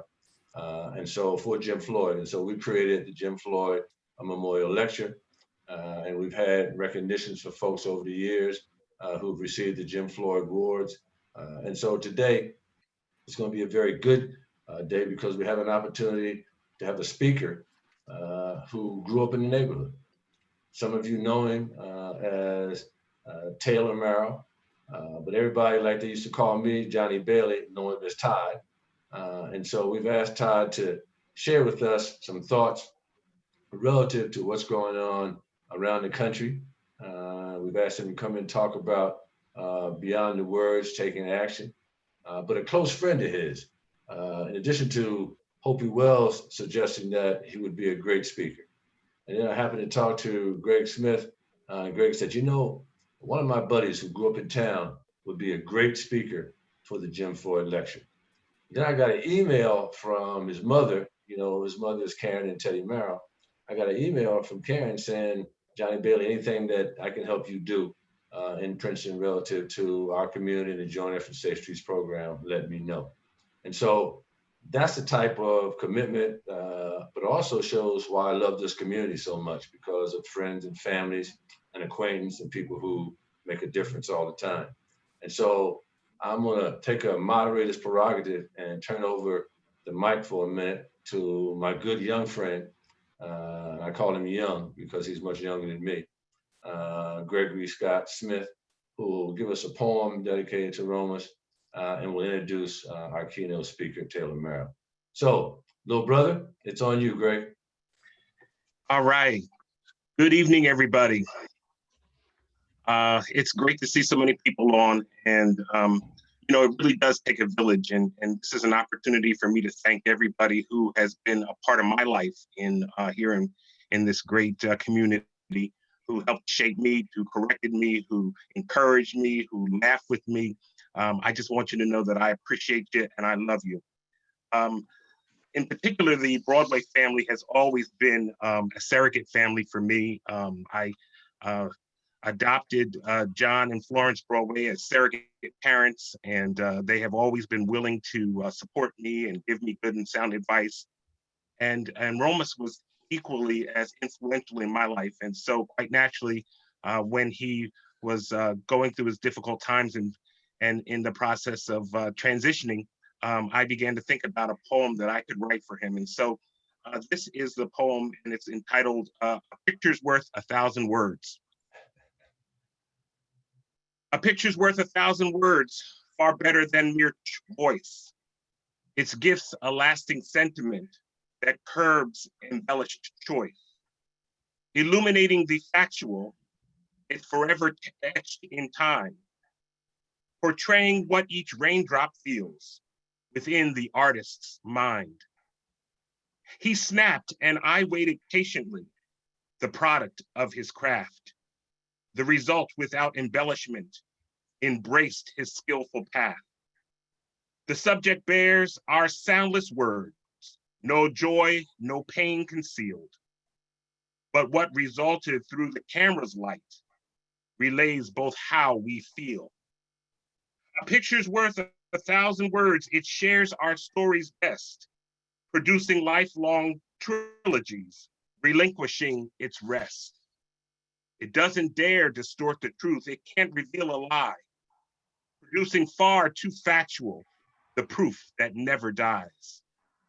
It shares of our community all bundled in collage. It tells our wondrous history and helps with pride enlarge. A picture's worth 1,000 words as remedies take flight. Relentless with each click reveals vast wonders and delights. No longer will his camera declare, provisioned eyes appeal. The vastly filled arenas of our legacy reveals. But with his inspiration, our story will go on, producing new trajectories. His craft will bear still strong. Inspired, we will chronicle each moment he etched in time, proclaiming all the voiceless words he captured in his mind.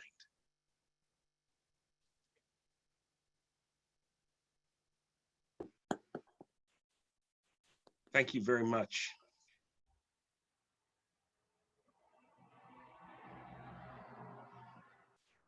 All right, everyone. How y'all doing? You know, Taylor, I think we can do better than that. I think Gregory, I think you owe him an introduction, don't you, Greg? Absolutely, absolutely, absolutely. Todd Taylor Marrow III was born and raised on Birch Avenue in Princeton, New Jersey. He, along with many of his neighbors and neighbors' children, were put into the busing program of the Princeton Regional School System. So while he lived just a few yards away from Community Park Elementary School, Taylor found himself going to the Littlebrook School from grades K through 5.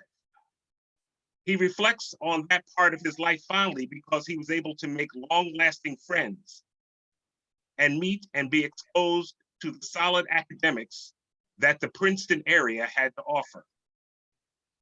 Among other activities he excelled at, including football and track and field. At PHS, Todd joined the Boy Scouts, troop number 43 in the 1980s, and had great outdoor experiences, including backpacking, camping, and canoeing, that led to a love for the outdoors and especially fishing. He loves to head to Timothy Lake near Mount Hood in Oregon, where he recently came back with an impressive catch of rainbow trout. With a bit of wanderlust, after graduating from high school, Todd traveled the country, meeting a great cast of characters along the way, and landing many types of jobs in a variety of places. But ultimately, Todd attended Indiana University, Bloomington, where he earned a BA with a double major in history and telecommunications. He then received an MA in history from Ball State University, where he specialized in 20th century US history. In the fall of 2004, his first book was published, Reconciling the Past, A Brief History of Race Relations in Muncie, Indiana. For the last 16 years, Todd has been an associate professor and is heading up the social sciences program at Chemeketa Community College, located in Salem, Oregon, just south of Portland. I hope I pronounced that right, Todd. You'll correct me if I didn't.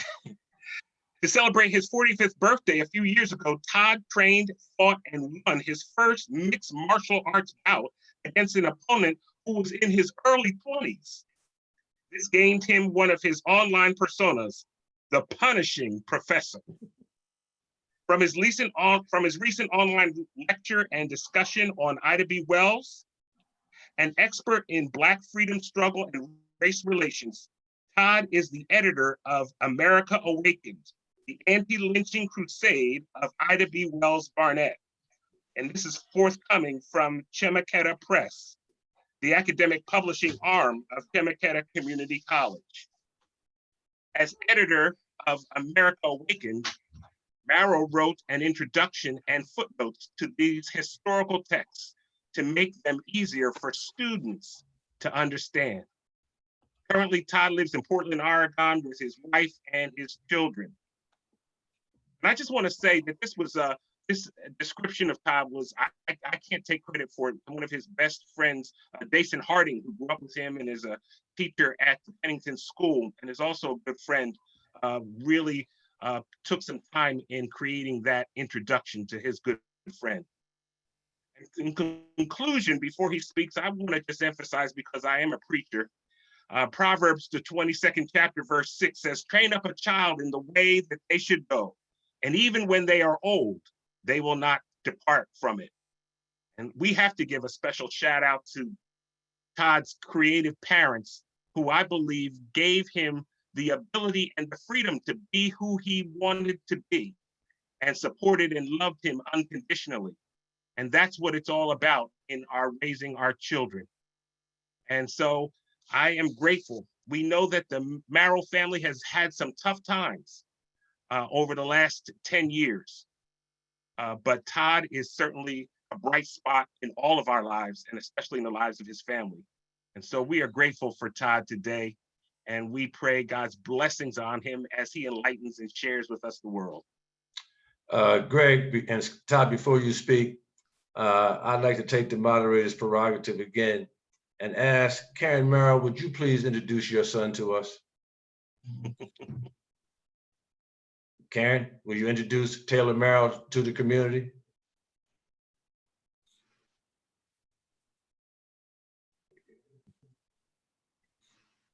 Karen Marrow, can you hear me? It looks like she's connecting. All right.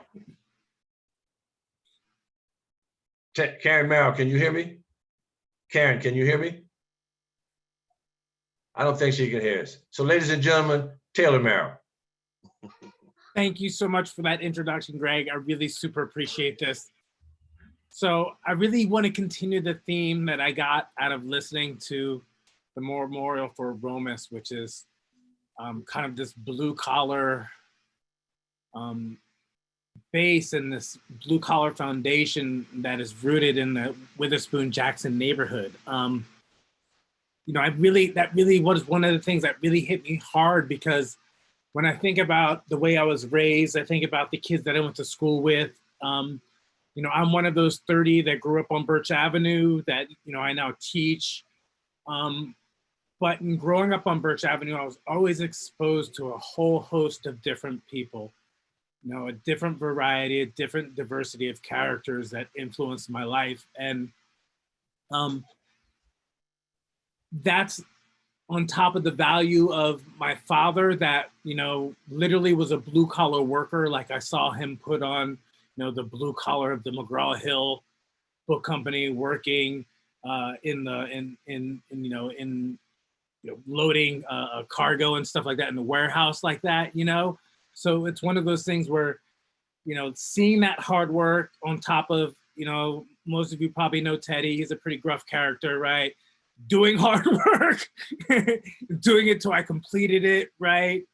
And then mixed with, you know, my mom that I saw that was a super activist. And part of the reason why I started this, you know, when I was thinking about what I was going to call this lecture was, you know, beyond words, taking action, because that's how I saw it growing up, right? I mean, a lot of people talk about working hard.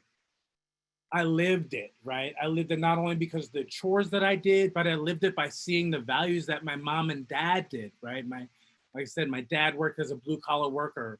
My mom worked as a licensed practical nurse, as a private duty nurse. But on top of that, they had a second job, both of them, right? Where they were both in the service industry. And it's one of those things that I reflect on that made me value that no matter where I am at, if I work hard and if I, you know, do my best as I know what to do is right, that I'll be able to succeed. And another thing about this value of working hard, and particularly, you know, for my mom, I love Karen so much, is this idea that, you know, comes from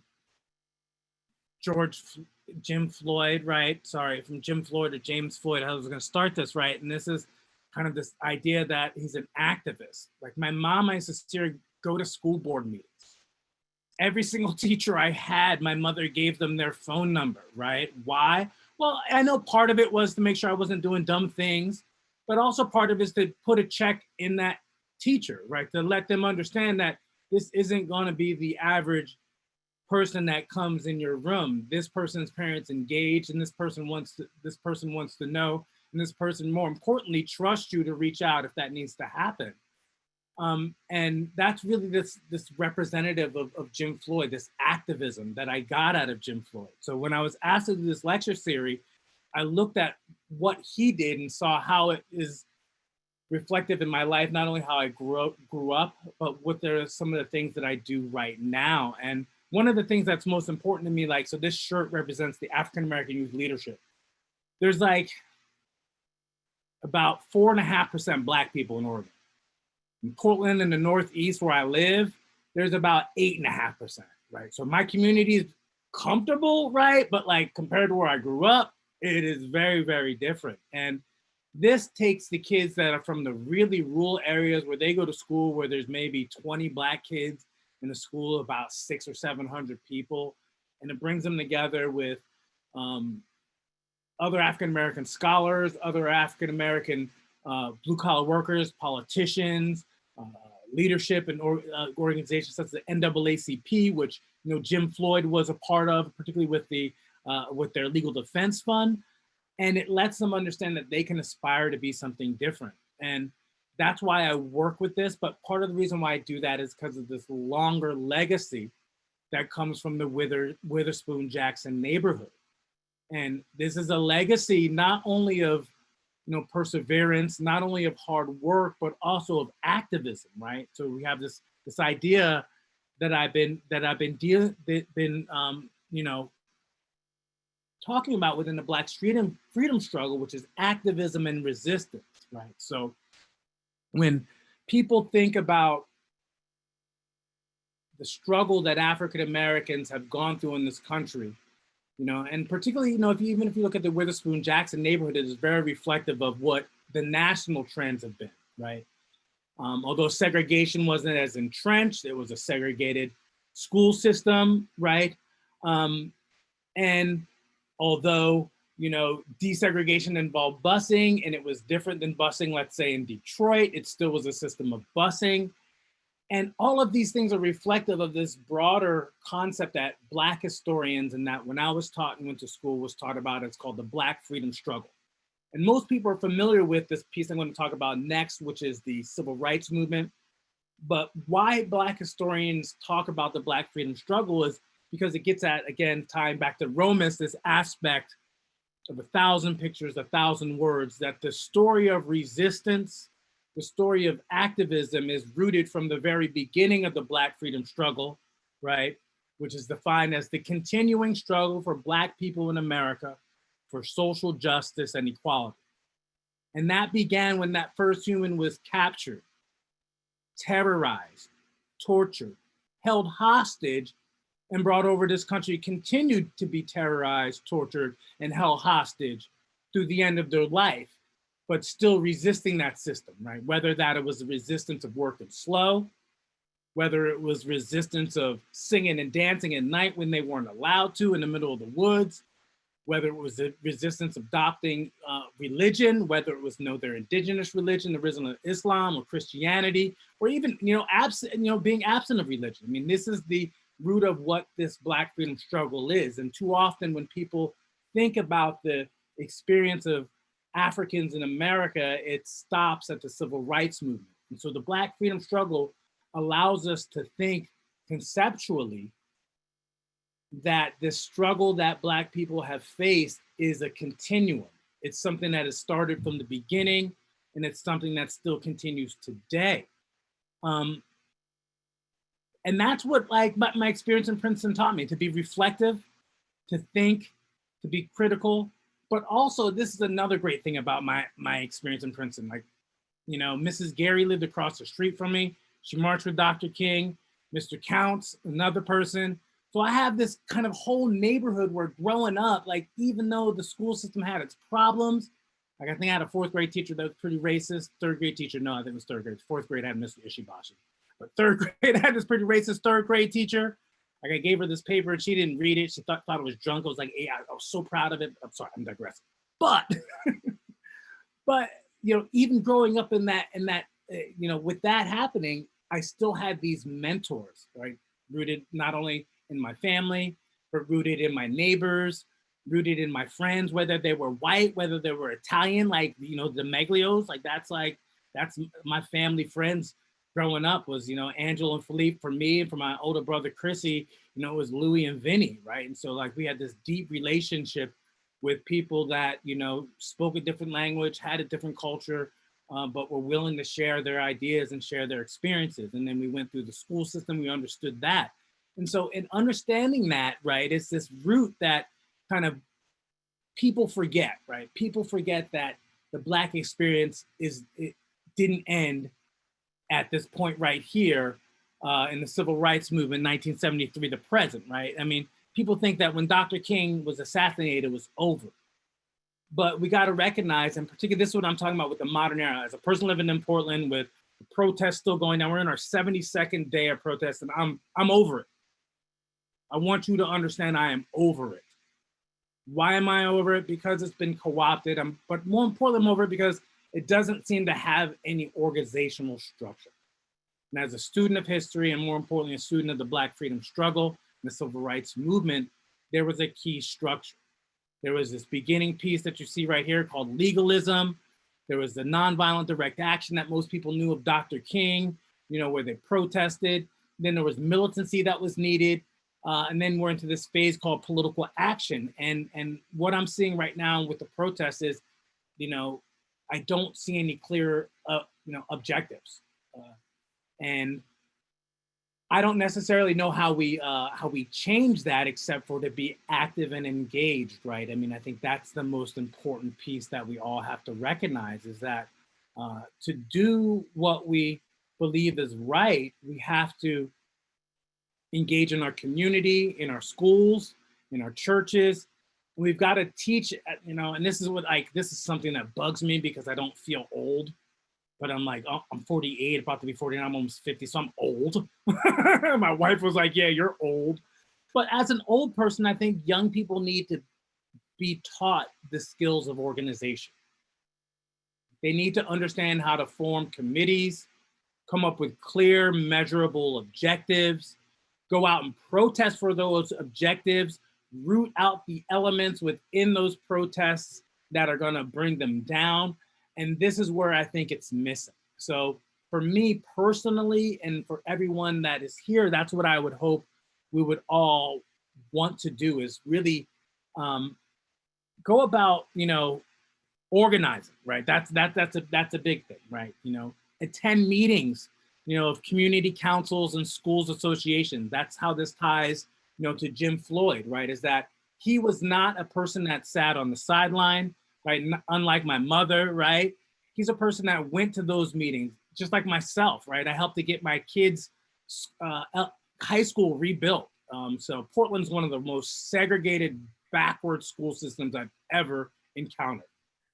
And I fought for about 4.5, 5 years and was on I was the chair of the design committee, the chair of the planning committee to get my kids' high school rebuilt. And I've been kind of outside of that for a while, but that was a big fight that I had, but it was brought on again by my mom, but again, by larger this culture of Princeton, and then expanded outside of that, this culture of Black America, which is a culture of resistance and a culture of activism. So volunteer at your schools, engage Black youth. But this is the thing that I really am starting to focus on in the 21st century and where we're at in my life and in my job, which is demand accountability from the white community and white allies, right? You know, I will not do things that I feel don't or aren't offered as opportunities for everyone. And I don't want to perpetuate inequality anymore. You know, yesterday, can you hear me? Yes. Todd? Yesterday, we talked a little bit about, in our political meeting, we talked about awareness and we talked about access. Mm-hmm. And with the awareness you see in the street, the awareness, the streets are talking to us. Mm-hmm. The awareness is all these different meetings that were happening and sharing stories and engaging each other.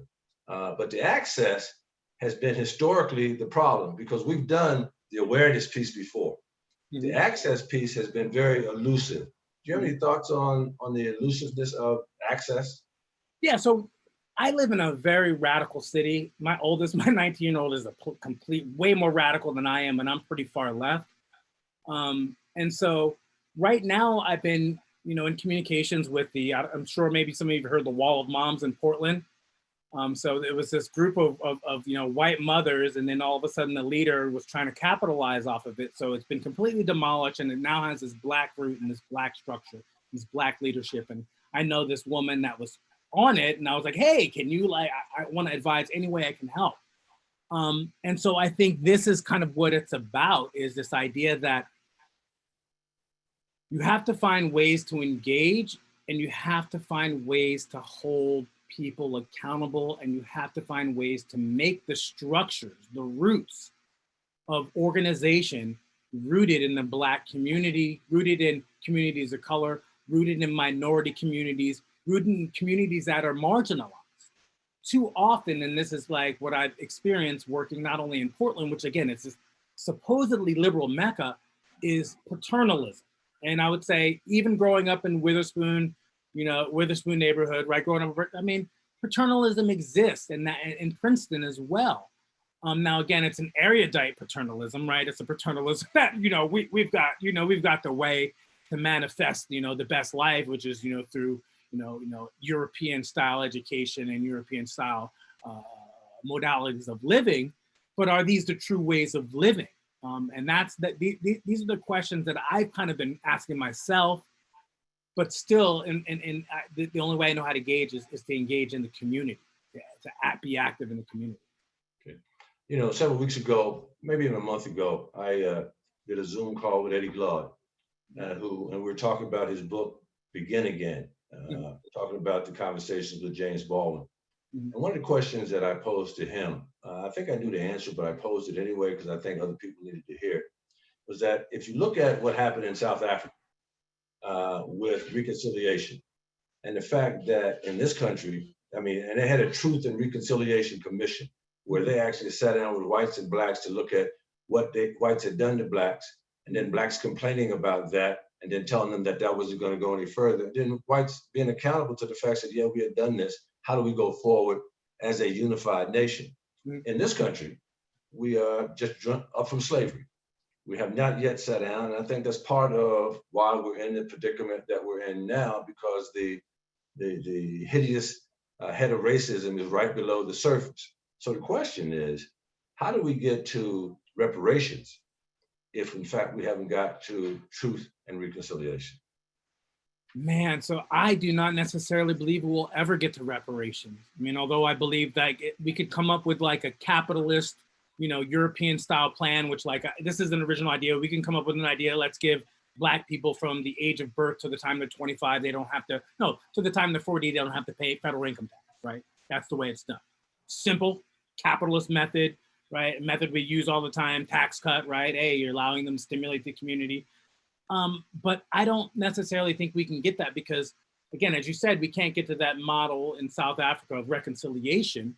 That's part of why my first book I called Reconciling the Past, because that's my mission in life, is try to articulate and teach race and how nuanced and complex it is. With history, and as a historian, the thing that I find most problematic is the idea is reductionist history. So let's boil it down to a couple causes, right? Couple things, right? Black versus white, yes, no, good, bad. And oftentimes I see my students writing in those terms, and those are heavily weighted terms. Like history is way more complex than good and bad. History is way more than a moral and ethical choice. It's a moral and ethical choice in a time period with a human being that is making a human decision, right? So it is fraught with, humanity. It is fraught with, the illogical world we live in. But I think for us to move forward, we have to understand that education, and this is where I'm at. My mission is education, and that gets back to Princeton. This is the way, right? We have to allow our children to understand who they are, whether they're Chinese, whether they're Japanese, whether they're African American, whether they're Native American, whether they're Italian American, whether they're Irish American. whether Hispanic American, they have to know who they are and how they fit in this American mishmash that we have. But so far, we haven't come up with a curriculum that doesn't get down to reductionism. Right? Let's reduce it to, Washington said, I cannot tell a lie, right? I did cut down the cherry tree, right? That never existed. Okay. So last question. Yeah. I feel, I talked to Greg and some others, that Princeton has given us a great experience. Mm-hmm. And once we leave Princeton, we find out that in the scheme of things, we're amongst the brightest and the best. Yet in Princeton, we're perceived as just the Black community.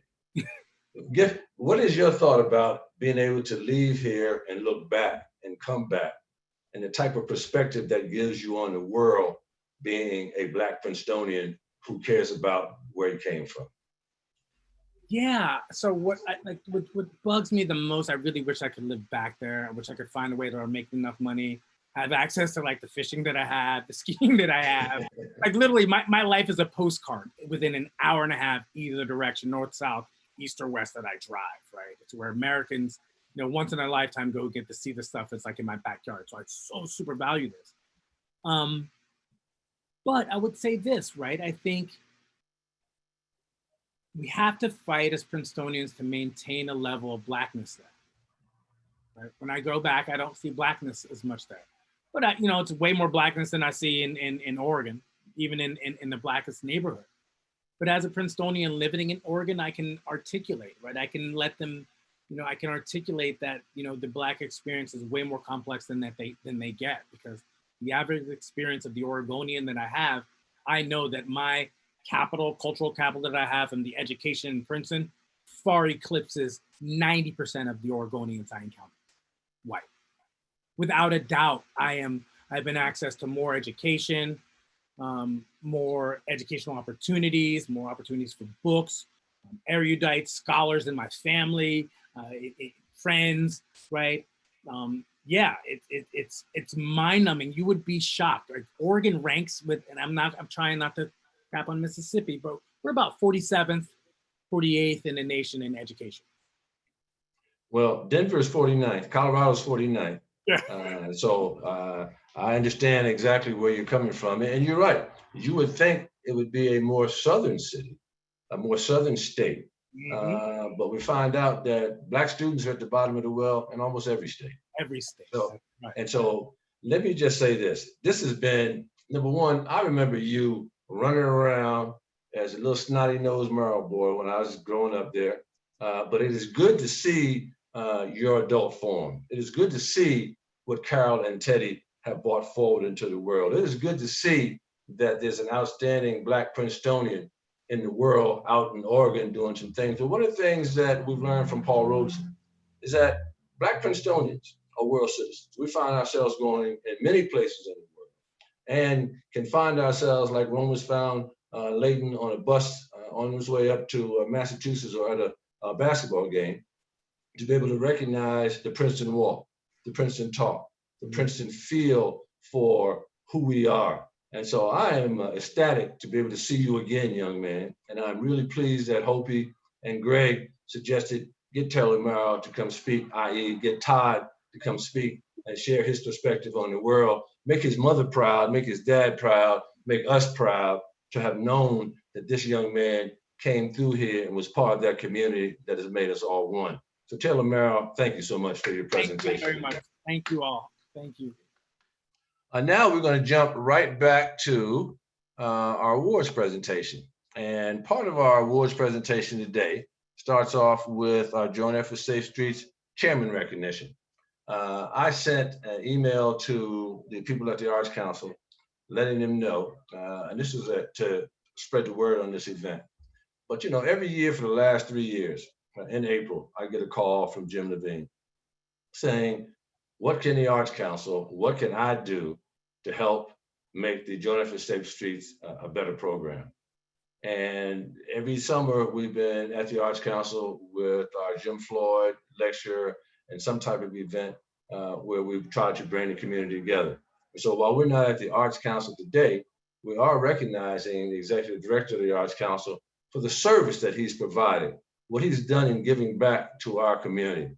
He's without a doubt a gem, a priceless diamond in the rough, who has let us know how much he appreciates the community he works in, how much he appreciates the town he lives in, and how much he appreciates the opportunity to work with the Witherspoon-Jackson community and to work with joint effort.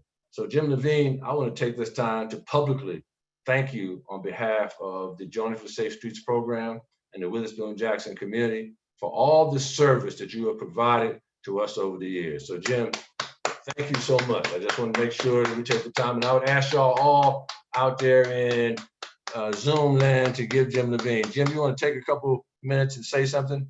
Yeah, there you go. All right, thanks, John.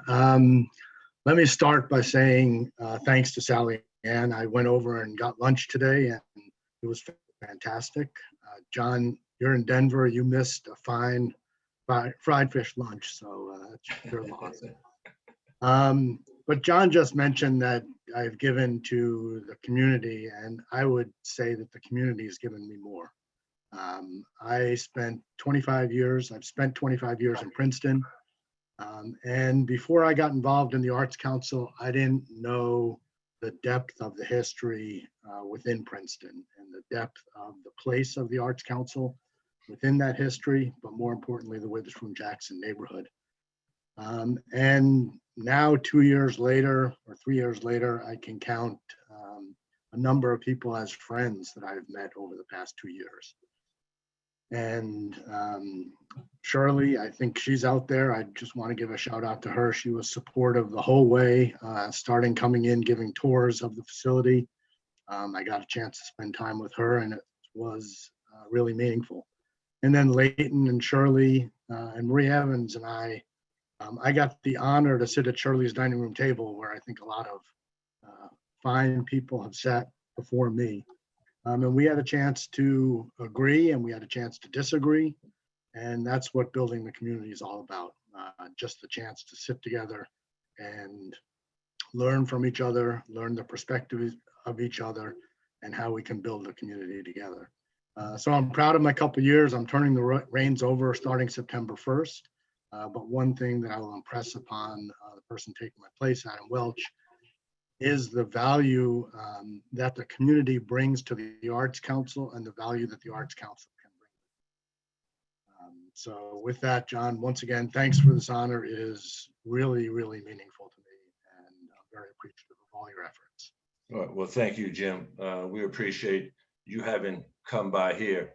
And you mentioned Shirley. So I'd like to suggest something, if you don't mind. We're going to lose you at the Arts Council, and we'll probably get a new friend there. But you know, the Witherspoon-Jackson Historical and Cultural Society is always looking for someone with your talent. And so please get with Shirley as soon as you get off this call and tell her you'd love to be a new board member of the Witherspoon-Jackson Historical and Cultural Society. I'm glad they'd be glad to have you. I'm sure Bob Hillier, who's the treasurer, will be glad to have you as well. And since we're talking about Bob and the Witherspoon-Jackson Historical and Cultural Society, Shirley, are you there in Zoom land? I'm here, yes. Okay, Shirley, you want to take a minute and just say something about Jim? Well, Jim and I were in my backyard a few months ago, maybe a few weeks ago, to ask me to say something about the Arts Council. I was hoping that he would be the permanent executive director, but he has done so much for this community since he's been on the board. And whatever he does it from the heart. And I'm glad to know that he has accepted two of our historic plaques that are going to be on both sides of the Arts Council. But Jim not only is an executive director of the Arts Council, he is a friend, he cares. And he did call me and say, is there anything that I can do for the Witherspoon-Jackson Historical Cultural Society? And thank you very much, John, for saying he needs to be on the board, because that's what I'm going to take. That's what I want to take to the board when we have our meeting in August. And Gregory, you're there, and Dr. Rivers is there, and Robert Hillier is there, and I want you all to hear that. So Jim, please be ready. And thank you, John, for mentioning that. God Well, bless. not only that, Shirley, but I want to mention why I got these folks on the call, that all of y'all ought to be joining the Witherspoon Jackson Historical and Cultural Society, and you ought to be putting your time and your energy and your money somewhere, and I think that's a great place to be able to put it. And having said that, let me take another moment to just thank Bob Hillier and Lance, who, when I first called them about supporting the project, they just said, okay, what do you need? And let us know when you need it. And so, guys, I just want to let you know how much I appreciate all of that, because as you see, I thought the live Witherspoon Jackson Joint Effort Safe Street was hard to put on. You don't believe how difficult it was to try to connect all these voices and all these people and zooming in and zooming out. So I thank y'all all, and Shirley, I appreciate those comments, and Lance. And John, thank you Bob, for all that you have done for Witherspoon Jackson Historical and Cultural Society. Well, thank you, sis. I appreciate that. And then this year, the Jim Floyd Lifetime Achievement Award is going to go to Romus Broadway posthumously.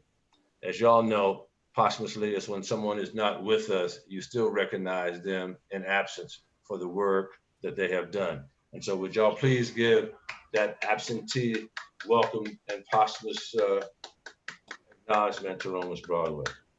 And then Wednesday of last week, we had a meeting on racism in Princeton, Witherspoon Witherspoon name change to the school, and the incident relative to some things that had went on with some students. And out of that came something that Lance said, and that I continue to push this, because not only does Lance say it, but Shirley says it and Dwayne says it. Matter of fact, if you talk to any of us separately in a special moment, we all say it. There's some very good people in this town, not just Black folks. There's some very good folks in the town. I know a lot of them, and y'all know a lot of them. And so part of what we decided to do with the Mildred Trotman Community Service Award this year was make it a challenge award. And so then we're going to recognize and acknowledge today the entire Princeton community. And this is an acknowledgement that is challenging our community to recognize and to encourage all Princeton citizens to do more and to be more in the names of race relations in our town. And so here's the deal. We're acknowledging all of us. So reach out and touch somebody. After this call, call 10 people. Say, hey, I missed you, haven't talked to you in a while. I don't care if they're Black, they're brown, they're yellow, they're red. Reach out and touch somebody. Each one teach 10. Each one touch 10. Make it a point of today of letting somebody know how much you care about them. Because I think that the only way we can move forward here is that we put love as a prerequisite for any conversation that we have. And respect is a foundation for love. So having said that, I just want to let folks know that the Mildred Trotman Community Service Award this year is a challenge to all of us to do better and to be better. And to take the words of Shakespeare, to be or not to be, that's no longer the word. The word now is to be more. And I'm encouraging all of us to do that. Our Joint Effort Book Scholarships we give out every year. And this year we're giving out $1,500 in book scholarships to 3 students. The first is the Hill Family Book Scholarship that is in the name of Barbara Hill and Elizabeth Kennedy. And that goes to Haley Young, who's going back to Brown University. So Haley Young, who is in the call today, let's give Haley Young a big hand. Johnny and Michael Hill will be coming by and checking out with your mom and dad, hunting you down to get your book scholarship to you. But while we have Haley there, let me also say that I think the lady next to her is Emma. And Emma is Haley's cousin. And Emma is a 4.0 student who's on her way to High Point University. Emma is receiving the Mercer County Freeholder Book Scholarship from Andrew Kuntz, Nina Melker, John Cimino, and Sam Frisbee. So Emma, congratulations to you on receiving the book scholarship. I know that makes the Johnson family feel good because 2 of their outstanding daughters have heard what Taylor and others have said about getting an education, and education outweighs everything else that you do. I'm proud of Darius and oh, wow. Dave? Tracy. I'm proud of Darius and Tracy and Dave and his wife for the love you've given to your kids to help them be the outstanding young people they have. Terry McKeown, stop laughing. And then the Liverman Book Scholarship goes to Skylar J. Hall, who was on her way to Rutgers University. We thought that we would pair this scholarship up with Lance Liverman. Lance said, I want to be a part of the scholarship piece. But what Lance doesn't know is that for as long as I've known, every time we've tried to do a program, every time I've tried to work with him on something, he always says, have you talked to D? And I said, D who? There's a lot of D's in town. He said, there's only one D that I deal with, and that's D Hall. And so D Hall is the mother of Skylar, and so is her husband, who is, I forget his first name, but it'll come to me. But they both go Wade, All-American Wade, All-American Wade. And they both all go to the church there where Lance is the bishop, the pastor, the acting host, the acting secretary, all those things. But I think that it's important that the Lance Liverman Scholarship, the Liverman Family Scholarship, goes to somebody at the church, and D Hall and Skylar Hall are the recipients. And so I want to just acknowledge not only Lance giving the money, but caring. And then lastly, we have an opportunity here today. We've recognized a lot of folks. We've identified some folks. So I'm going to take a minute and just give a couple people an opportunity just to say a couple words, even though they hadn't expected to do that. First person I'm going to give a chance to say something is my good friend, Bob Hilliard. Bob, you have anything you want to say to the community while you're on the line? Just that it's a great community and you do a great job at helping it realize how great it is. And working with Shirley, we're trying to preserve and protect the history of the community as a wonderful self-sustaining community at its time when it was segregated. And I'm glad the segregation is over, but it's important that we keep the memory of the community alive by what we do going forward. And that's what the Witherspoon-Jackson Historic and Cultural Society is all about.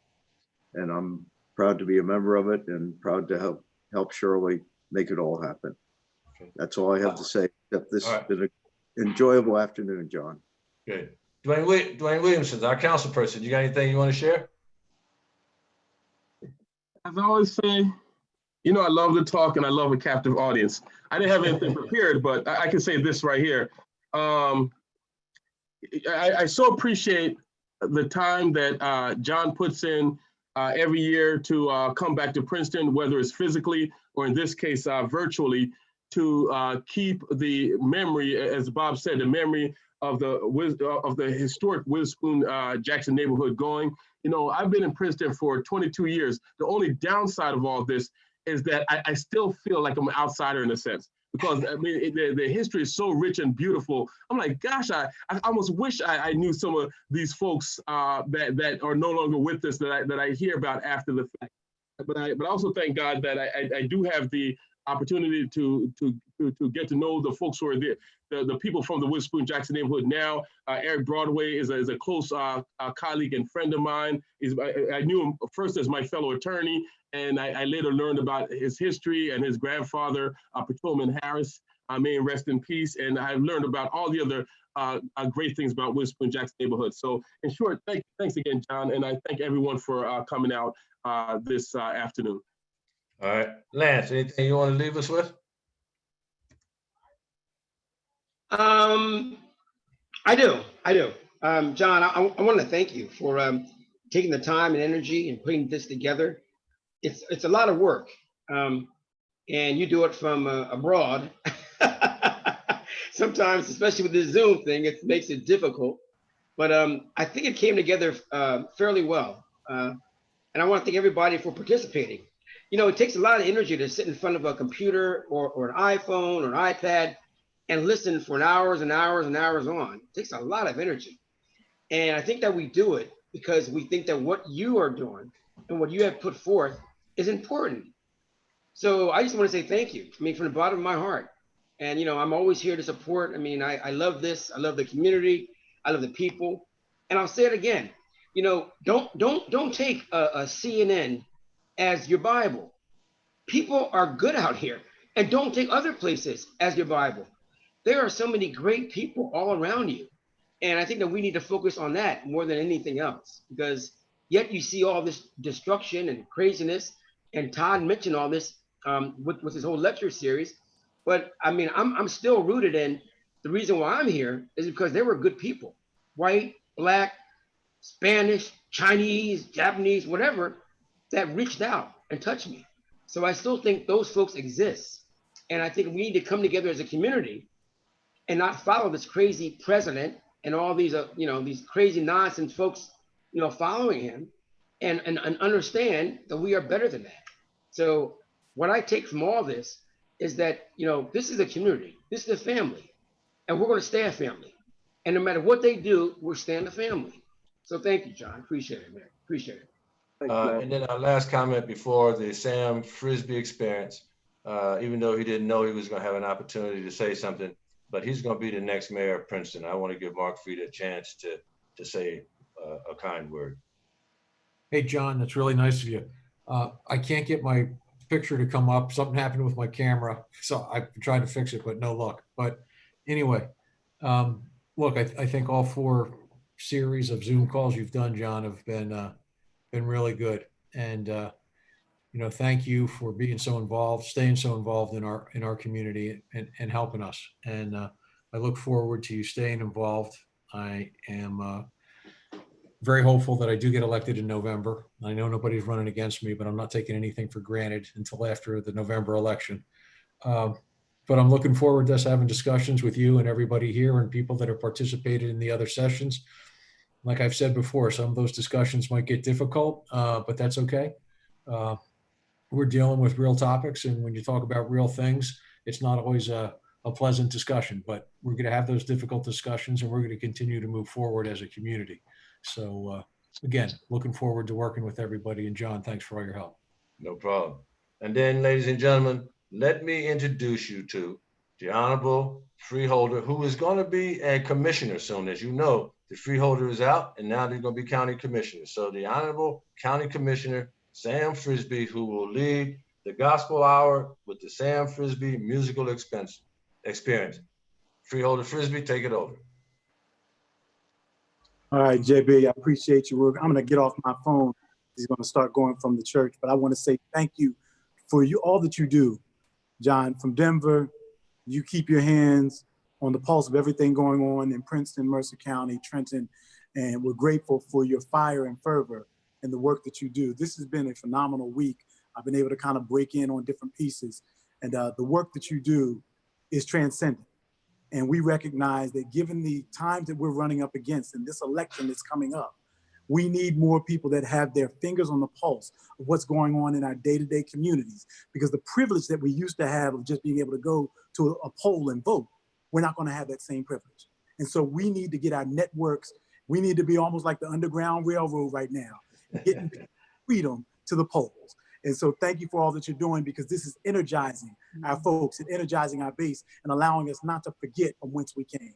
So thank you so much for what you do. I'm going to sign off from here and let him go. We're going to live stream. We've got some of our friends here that want to bless folks in song.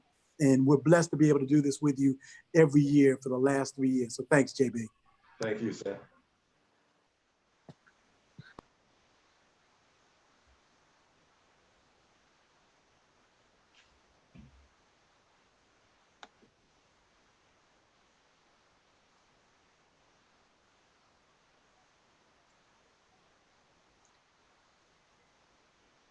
Ed, are you getting Sam queued up and ready to go? That your people might be encouraged, God, for such a time as this, God. Lord, we don't count it robbery, Father, that we were able to collectively come with actively being socially distanced, God, to bless your name in song, God. Lord, we thank you for your visitation, God. We thank you for your anointing, God. We thank you for your power, God. And we know that when you come in, God, things change, Lord. Things change, God. People are delivered, God. People are healed, God. People are encouraged, God. And Lord, we give that all to you, Father. For there is nothing like you, God. Nowhere. God, can we no blood? Can we no blood?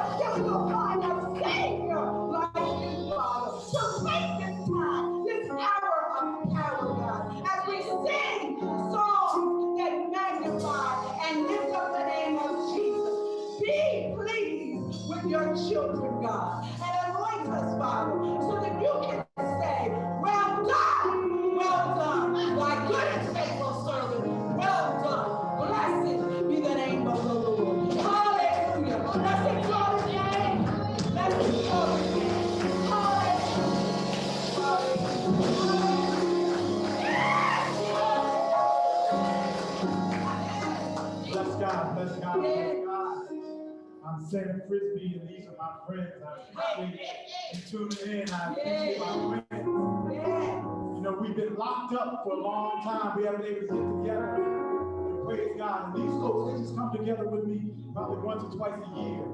And so they've been waiting for this. And we hope that we can bless some folks out there. You know, as I've been talking to people ever since the death of George Floyd, whether it's white, black, Hispanic, Asian, people are trying to figure out how to love again. So we want to share this one song with you by Kirk Franklin called Love Theory. Y'all ready?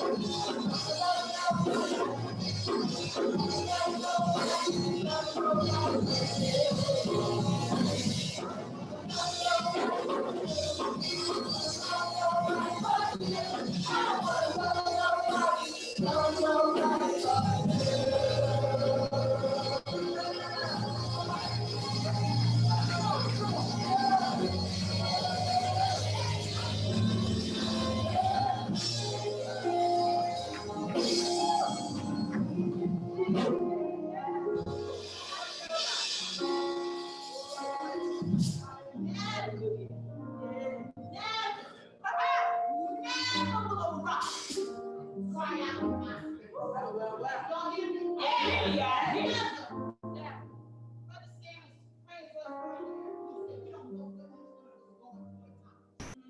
I have to say this today, that whatever we're going through, we have a God that we can serve. We can get on our knees. We can go to our Father and say, Dad, never will a rock cry out in my space. My God.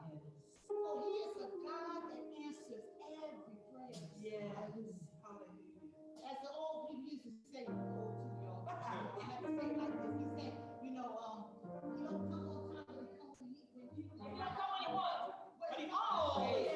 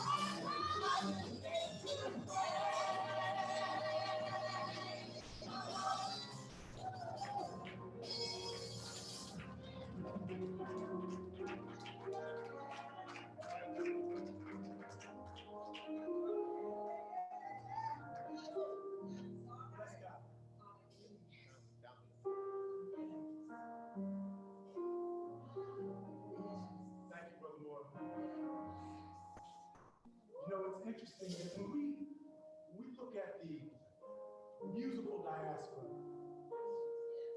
and the gospel diaspora, we recognize that many of the songs that we hear sort of either joy or pain, right? One of the things that I recognized when my oldest son was born and my wife and I have been trying for years and years to get pregnant. And it just wasn't working. We were older when we got married. I won't say how old. We were older. And so we felt pressed for time. And when Samuel, who we call Desi, was born, I remember him having to be in the hospital for the first 3 months of his life because he was born 3 months, 1 day premature. And I remember one particular night, he was on the ventilator and I was coming through the hospital and, you know, many times I have a really tough skin. And I never really wanted my wife to see me cry. And so I said, you know what, I'm gonna go down and get the car. You come on down in a couple of minutes. And I remember that, you know, he was on the ventilator and all these buzzers started to go off and the doctors ran in and they ushered us out of the room. And I just felt helpless at that particular time. And I remember going down the hallway and ran into a good friend of mine who actually happened to be a nurse at the hospital. And he said, I've been checking in on your son every day. Don't worry about it, God's got it. And I remember I was going down the stairwell, because I didn't want to take the elevator, I wanted some time to myself. And when I saw Vernon, I just broke down and started crying. And when he said what he said to me, it really just kind of reinforced that I knew that God had me, but I didn't know how he was going to get me, where he was going to get me. But at the end of that, I would just simply say, I lift my hands in joy to adoration unto you. You reign on the throne, for you are God and God alone. Because of you, my cloudy days are gone. And I can sing to you this song. And I just want to say that I love you more than anything. Come on, y'all. I lift my hands in total adoration.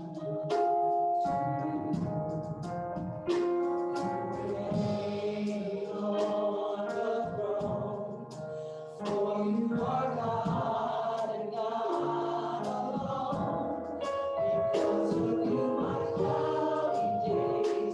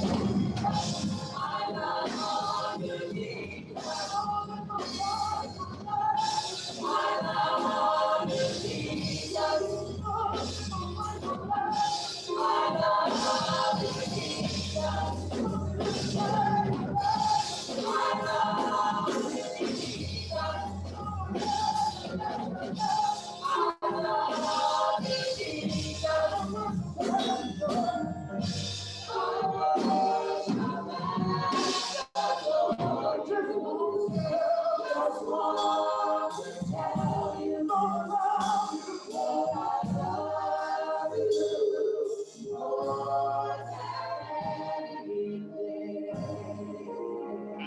Hallelujah. Hallelujah. Lord, worship and adore you. I just want to tell you, Lord, I love you. I love you more than anything. Hallelujah. Thank you. He said one more. He said one more. He said one more.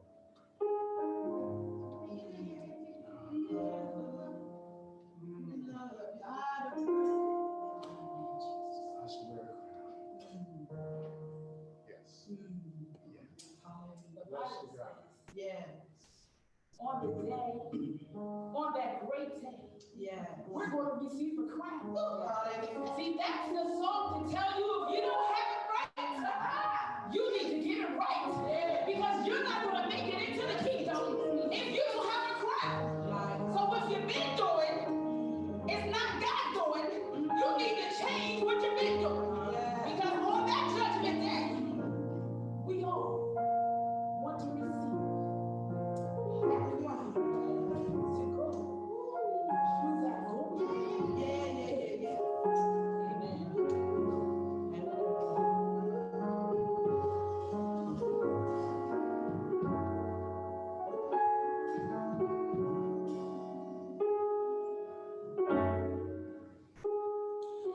I shall wear a crown.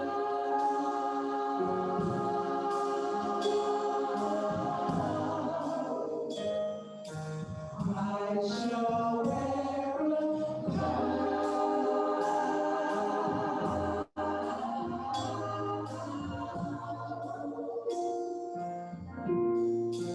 when it's all over.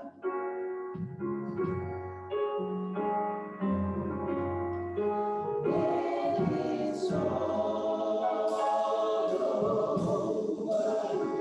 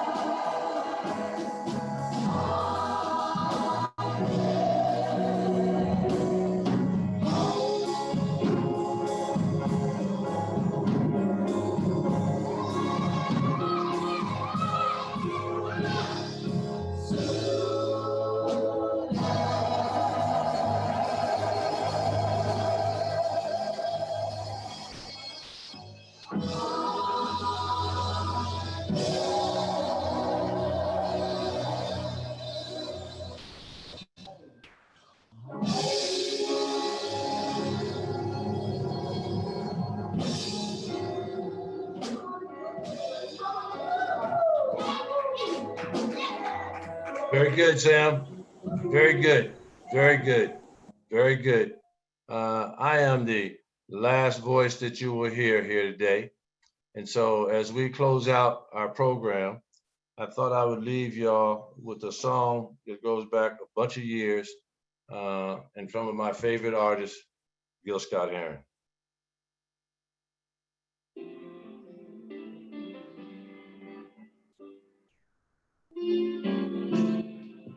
And though it's been too long, too many years have passed, and though the time has gone, the memories still hold fast.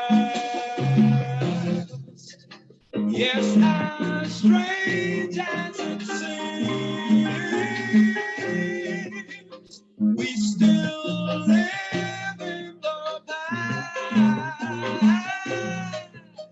The essence of a black light lost in the hourglass. And ever since we came to this land, this country has ruled the day when we would stand as one and raise our voices and say,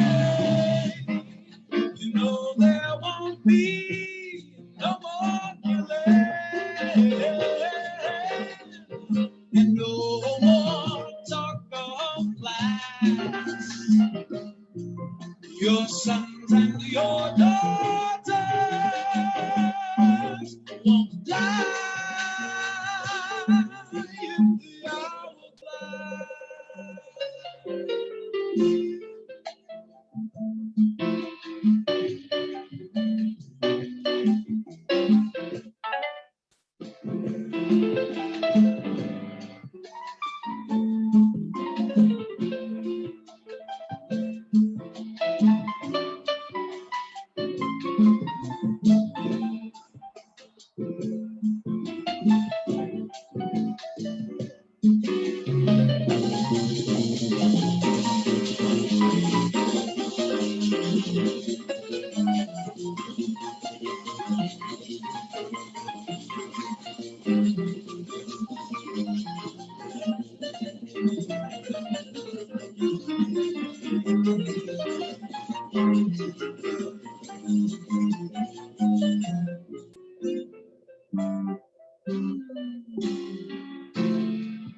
And ever since we came to this land, this country has ruled the day. When we would stand as one, we got to raise our voices and say, you know there won't be no more killing, no more talk of class.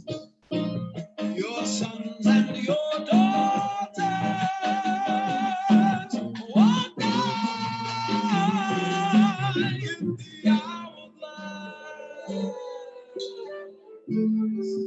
A toast to David Walker. A toast to Martin King. A toast to all the leaders who had a golden dream.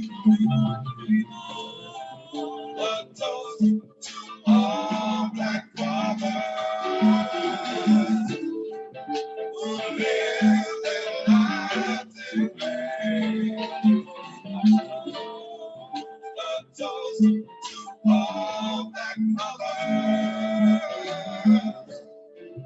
who shouldered this life in vain. A toast to the people. A toast to the people. A toast to the people. A toast to the people.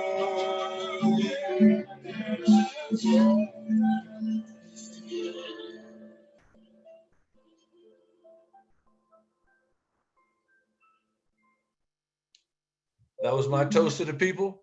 All of you have a good rest of the evening. I will talk to you again soon. In the words of the old Negro spiritual, y'all be good now, huh? Love you all. Talk to you soon. Thank you, John. And no problem, Shirley. Appreciate you. All of you. Thank you for staying on and thank you for being you. Hey, John, thank you so much. Thank you, John. God bless, man. God bless. And God don't bless you. forget, all of you, this is some very expensive skin. Hold on to it. We love you, big brother. Love you too, boy. Talk to you. Love you, boy. All right. Love you more. All righty. Thank you.